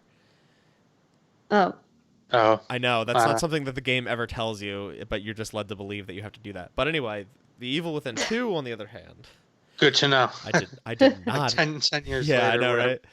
But The Evil Within 2, I did not hate. I loved The Evil Within 2 because it was Never like played it. it was like, yeah, no kidding, no fucking shit, Jason. Another game you haven't played? What a surprise! I got responsibilities, man. Gotta take the garbage out. Um, yeah, like The Evil Within. Man, I don't want to have a rancid ass house like you. Garbage everywhere. But The Evil Within 2, really, it had like a very different aesthetic and tone for horror, but it like had a more Silent Hill type setting in that you had like a very small, very contained open world area that had plenty of secrets to discover, and it was just great. The gunplay was wildly improved. The upgrade system was mostly the same, if not a little better. I thought the story was a lot more interesting, mostly because it was a lot more coherent and flowed, which I can't say at all about the first game. I felt like I had an idea of what was going on for the most part in 2, and it still managed to surprise me, whereas the first game, I had never knew what was going on, and it never surprised me, and it never paid off. Yeah. 2 was just a much more structured and a significantly less frenetic experience, and I really, really enjoyed my time with it. Mm-hmm. Yeah, it was a good game. That last boss too was dope. Yeah. All the bosses in that game were dope. That was a dope ass game. What a good year for games. 2018 was also a good year for games. Delilah, what's your game for 2018? Yeah. Do I even need to ask? No, I mean, just like 2010, I went back and forth between Red Dead Redemption and God of War and landed on God of War. Yeah. Yeah. And I also really loved Spider-Man, Assassin's Creed Odyssey, and Detroit Become Human. Yeah, 2018 was Spider-Man. 2018 was no slouch for games either. Spider-Man being like the best of them all, right, Jason?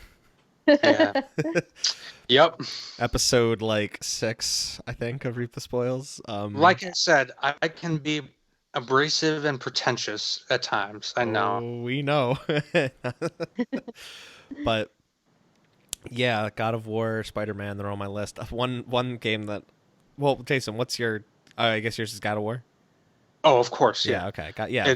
It's an example of some of the best game design in years. Yeah. And a It's It's tight. just The perfect. the world design is tight. Level design is tight. The way, not just the writing of the story. I mean, it's a simple story, but it's a well written story. It's well paced. It's well integrated into the gameplay. It's well acted. Oh my God, the just breaking spoiler. This No. isn't like No. We might want to do this one for an episode sometime. I think. well, I think. I think. everybody knows. You know what scene I'm talking about I though. think When there's not much more that we can it's say about basically God of War, though. yeah. All right, fine. I think we can pretty much leave it at that. Like we're all pretty much in agreement. God of War was the best game that came out that year. It's perfect. Yeah, there's something to be said about Red Dead Redemption 2, but I hated that game.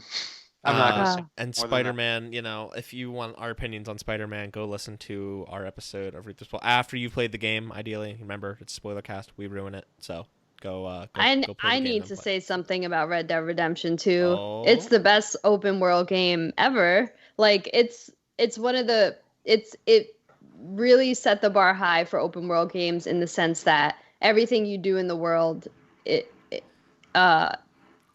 how can I say?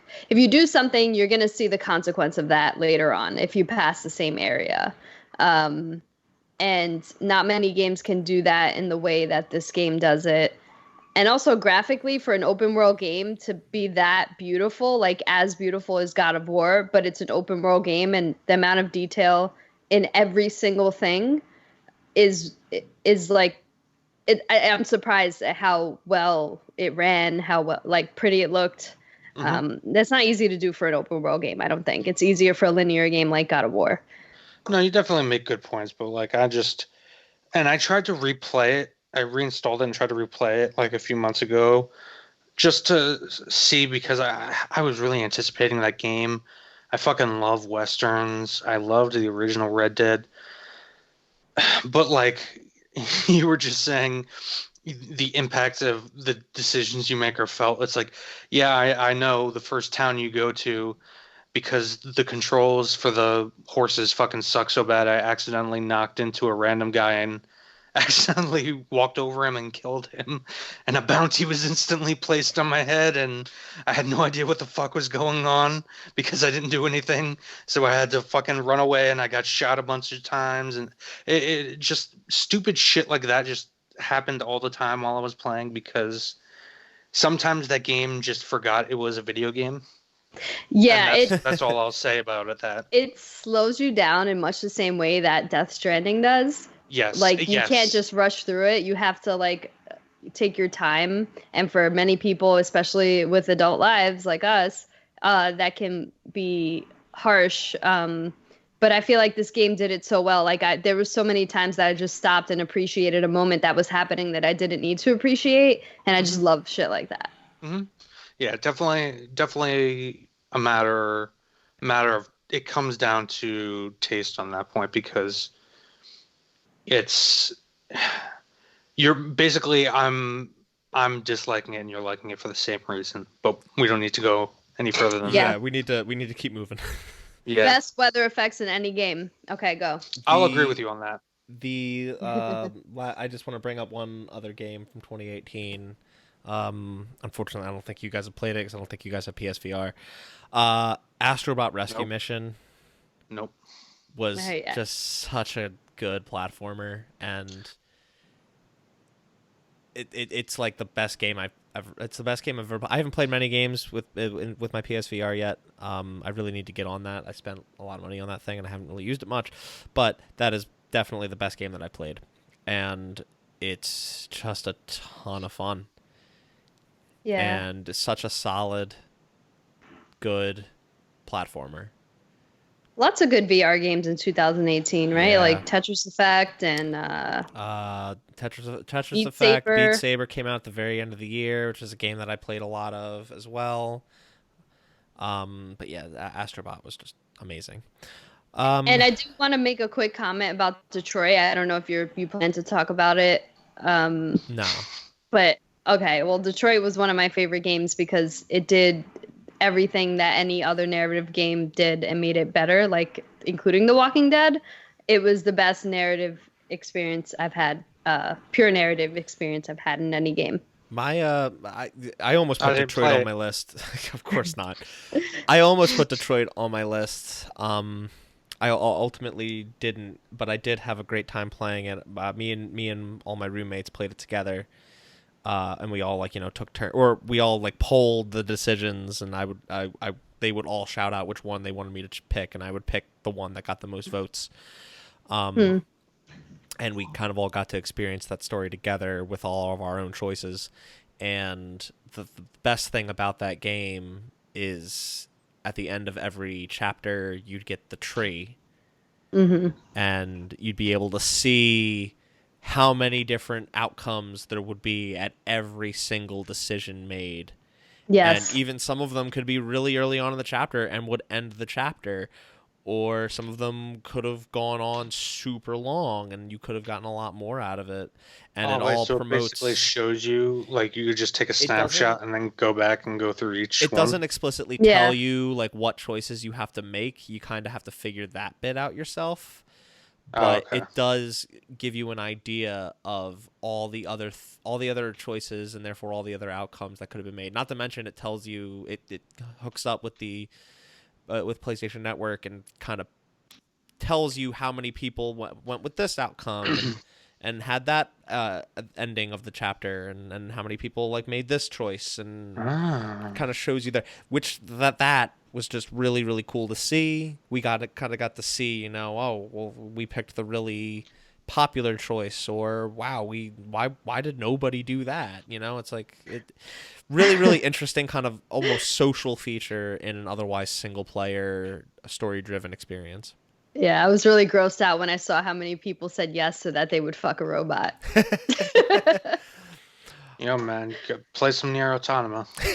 Oh my god. Yeah, that's something we didn't say about Nier Automata. It is horny as hell, but Yo, we there's don't need lots to. of sexual innuendos We don't going, need to. We don't need to. innuendos going on there. We don't need to get into that. Instead, let's come to present day, present year, 2019. Our personal favorite games of this year. And as of right now, we're what, a week away from the Game Awards? We are 2 days away from the Game Awards as of this Oh, recording. whoops. Yeah. Delilah, I gotta check the time, I guess. yeah, like what's your favorite game this year? Resident Evil 2 remake. I don't think you're gonna get many arguments here. Same. I think it's a shame. Again, we're all playing Jedi Fallen Order right now. I think it's a shame that it wasn't eligible for the Game Awards coming up. Not that I think it was better than an RE2 remake, because it definitely wasn't. Yeah, I don't. RE2 remake was just, dare I say, perfection. Mm-hmm. Definitely nostalgic perfection, and I would, yeah, I would say it's just a staggeringly good video game. It evolved remakes. Like it showed us what can be done. Yeah, because it's like It wasn't just a remake. It was I would almost say it's not a remake at all. It's an entirely new a new game. experience. Yeah. Yeah. Exactly. Exactly. All it really takes from the original game is the setting and some of the layout of the map and the story. But even then, like on all three of those things, it changed Changes them up in and such a better, expands. good way. The setting it goes beyond what the setting of the original game was.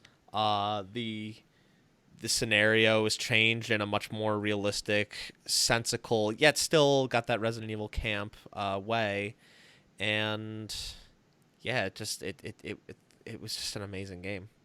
Mm-hmm. Um, I still, Death Stranding's still on my list too. It's on my list too. I really loved Death Stranding. I thought that game did almost edge out RE2 for me. There were some bits that stumbled, but no pun intended. But yeah.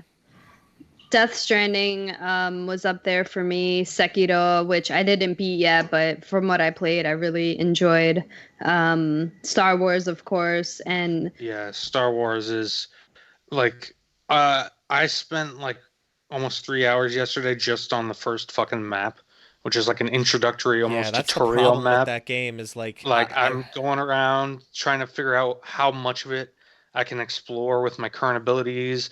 I'm just addicted to finding all the collectibles and the power-ups. It's a Metroidvania mixed with a Dark Souls experience Hmm. with, and honestly, like it playing that game feels more like being back in the Star Wars universe than any of the media that I've gotten thus far since the Disney buyout, whether it's the movies, whether it's the TV show that's been coming out on Disney Plus.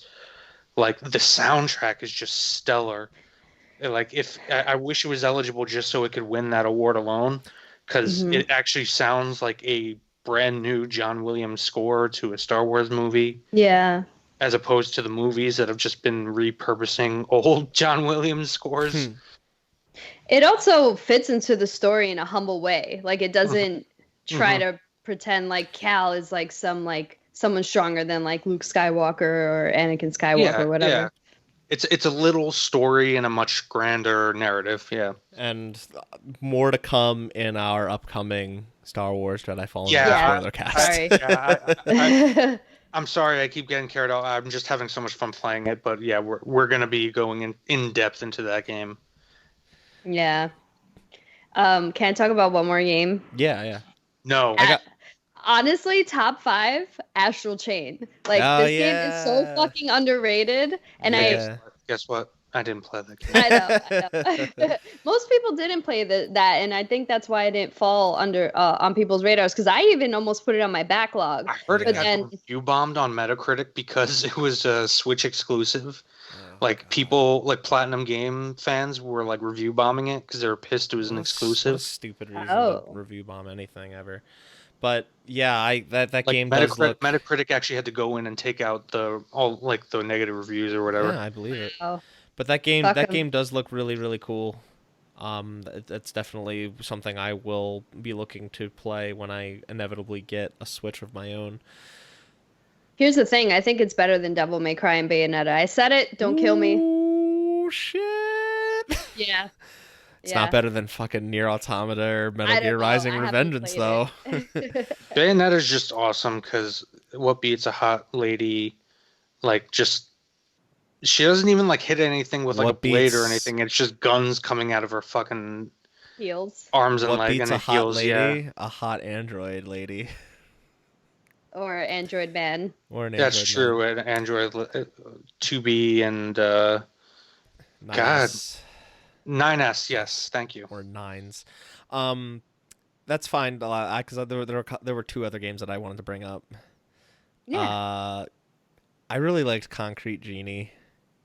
Oh my god, I'm playing that now. It's so cute. Isn't it? It's a cute game. It has a nice, well-meaning message, and it's really It's not about being creative. depressed, is it? No, it's basically got a very big anti-bullying message.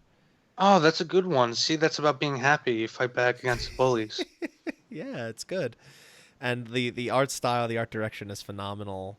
I'm still flabbergasted by like how they were able to have those dynamic genies painted on walls and shit, and you can customize them in so many different ways. It's so cool. It's a great so game. cool. It's a budget priced game. It's very short. It's got and it's like it's another one of those like open world, but it's a small open world, so it's extremely manageable.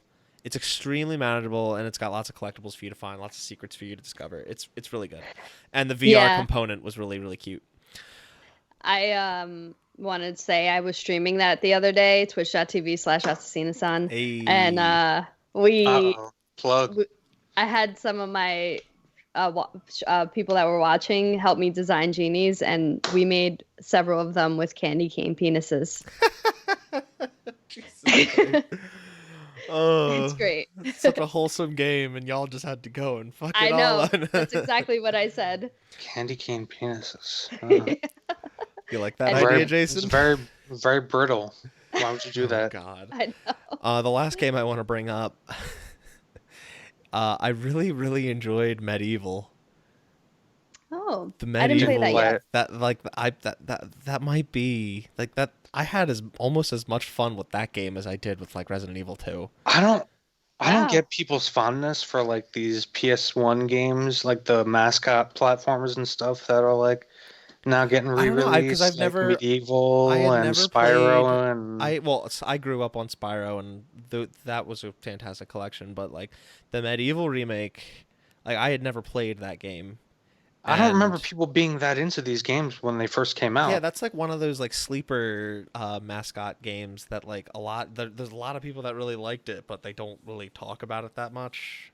And this remake coming, like all of a sudden, like a lot of people voiced their thoughts that, hey, wow, that's awesome. Medieval was so good. I loved that game. It's I like, feel like people are retroactively bandwagoning now that like PlayStation is such a big industry staple that like people who came in on like the Jason, PS3 or PS4 are now like, yo, I'm like a Crash Bandicoot fan, Jason, even though they you like weren't even born yet when Crash Bandicoot first came out. Jason, your tinfoil hat is slipping off. You should probably put that back on. Um, yeah, I don't. It was a really fun game. I really enjoyed the level design. I really enjoyed the progression of going to a level, and there's some secrets that might be that you can find, but you might need an item in a later level, so you can go back.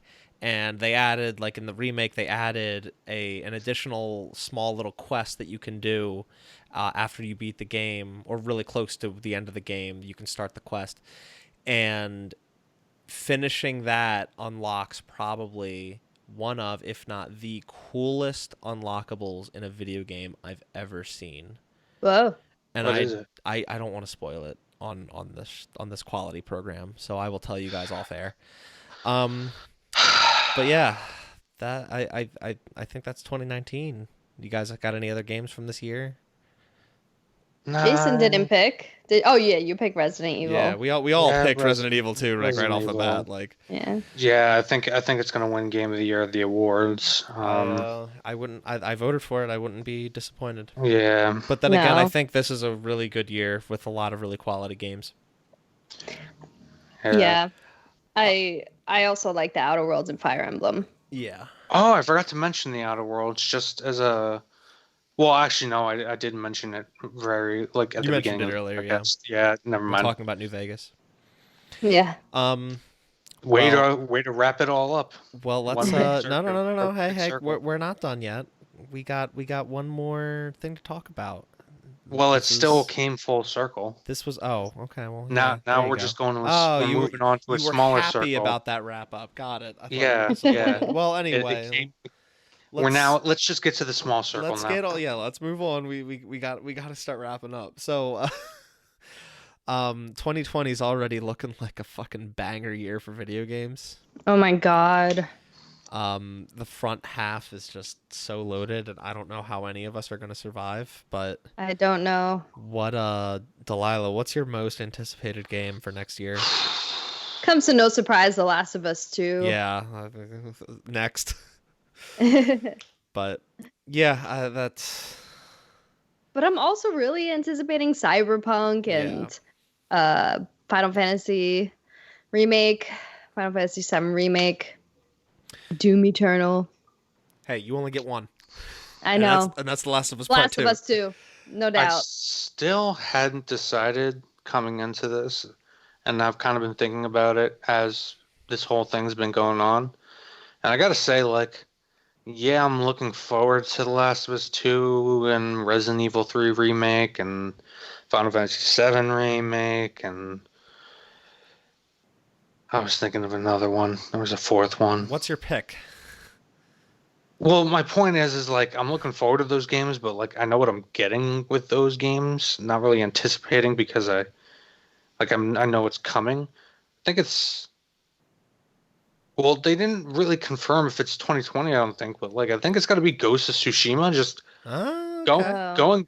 going back to what we were talking about earlier with Infamous 2. Like I've been looking forward to that studio's next game since Infamous Second Son. I've been looking forward to what they were going to do next. I was hoping it would be a better Infamous game, but now we're getting Ghost of Tsushima, and like it's such a cool like. It looks like Onimusha, not necessarily Onimusha in the sense it's like a faux Resident Evil game in feudal Japan, but like this kind of demonic feudal Japan aesthetic that we've seen in like Neo and Sekiro and now this. And we really don't know much about it. We haven't seen much of it. I'm not sure, but I like the pedigree of the studio and where they've come from. Same. Yeah, and I will say as of the time that we're recording, we have confirmation that we're going to see more of Ghost of Tsushima at the Game Awards. Everyone will probably know what that information is by the time this episode's out, unfortunately. We don't at this time. But yeah, that's a good pick. I feel like it might be a launch title for PS5, even though they said PS4, so I don't know. I mean, I don't know. my fear is that they pushed back The Last of Us Part 2 so that they could release that sooner. So that's going to get like a release date of like February or March sometime. And I feel like they should just push it out in 2021. I don't know. It depends on how ready it is, but I guess we'll know that for sure. It also in a few depends on the days. PS5 schedule, because we still don't know that. Yeah. Yeah. There's a lot of factors up in the air, but that's a good pick. It's kind of like a Days Gone situation.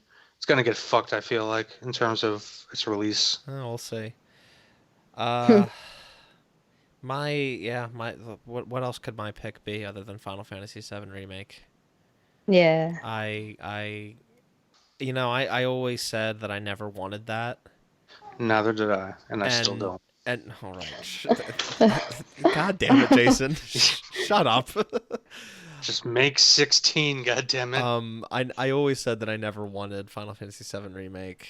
I never felt it needed to be remade, and I still don't think it needs to be remade. But just looking at the footage of that game, just seeing pictures of the menus, just the menus alone make me so excited to load that game up on March 3rd. You like those member berries? What? Member berries. You don't know what member berries are? South Park. I'm gonna move on. So, yeah, Anywho. I can't wait for that game. And yeah, like Delaila said, there's a ton of other games that we're all looking forward to. She said a few of mine, Doom Eternal especially. I can't wait to play that game.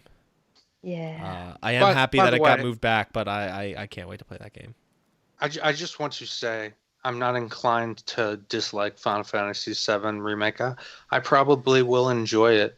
I just wish Square would move on. I hope you. Well, no, they can't. Why would they move on? Because it still prints money for them. But I hope you enjoy that game because I believe we've all agreed that we're doing an episode on it. Oh yeah. So no, I probably will enjoy it. I'm just not looking forward to years of episodes of Final Fantasy VII Remake. But and anyway, not 16.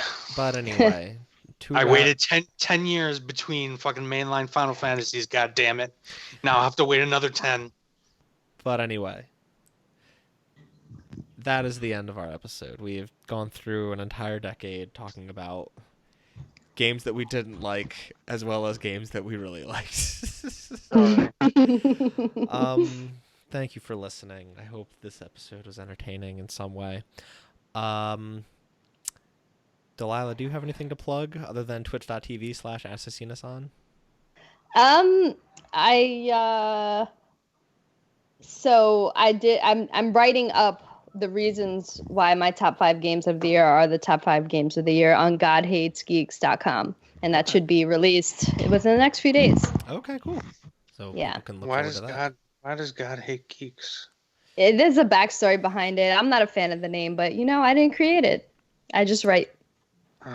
So, you can follow us all on Twitter. I'm at Nibelheimian. Delilah's at Assassina_San. Jason's at SolidQuaz, but don't follow him. You can also find our Facebook page. Just search. I think it's actually facebook.com/deadcellmedia. You can also just search Dead Cell Media on Facebook, and you should be able to find it. Hit that like button. Yeah, subscribe. If you did like this episode, no matter where you listen to it, if you listen to it on YouTube, please hit that like button, hit that subscribe button, share this episode. If you listen to it on iTunes, please share it with your friends, your family, your pets, your kids, whatever. Maybe not your kids. Depends on how old they are. We say the fuck word a lot. And subscribe to Delilah's Twitch thing. Get a cool yes, sticker. subscribe. Subscribe to Delilah's Thank Twitch you. channel for a sticker. And again, if you listen to the show on iTunes, give us a rating, give us a review, 5 stars preferred. Tell us what you like, tell us what you don't like, tell us what you'd like to see.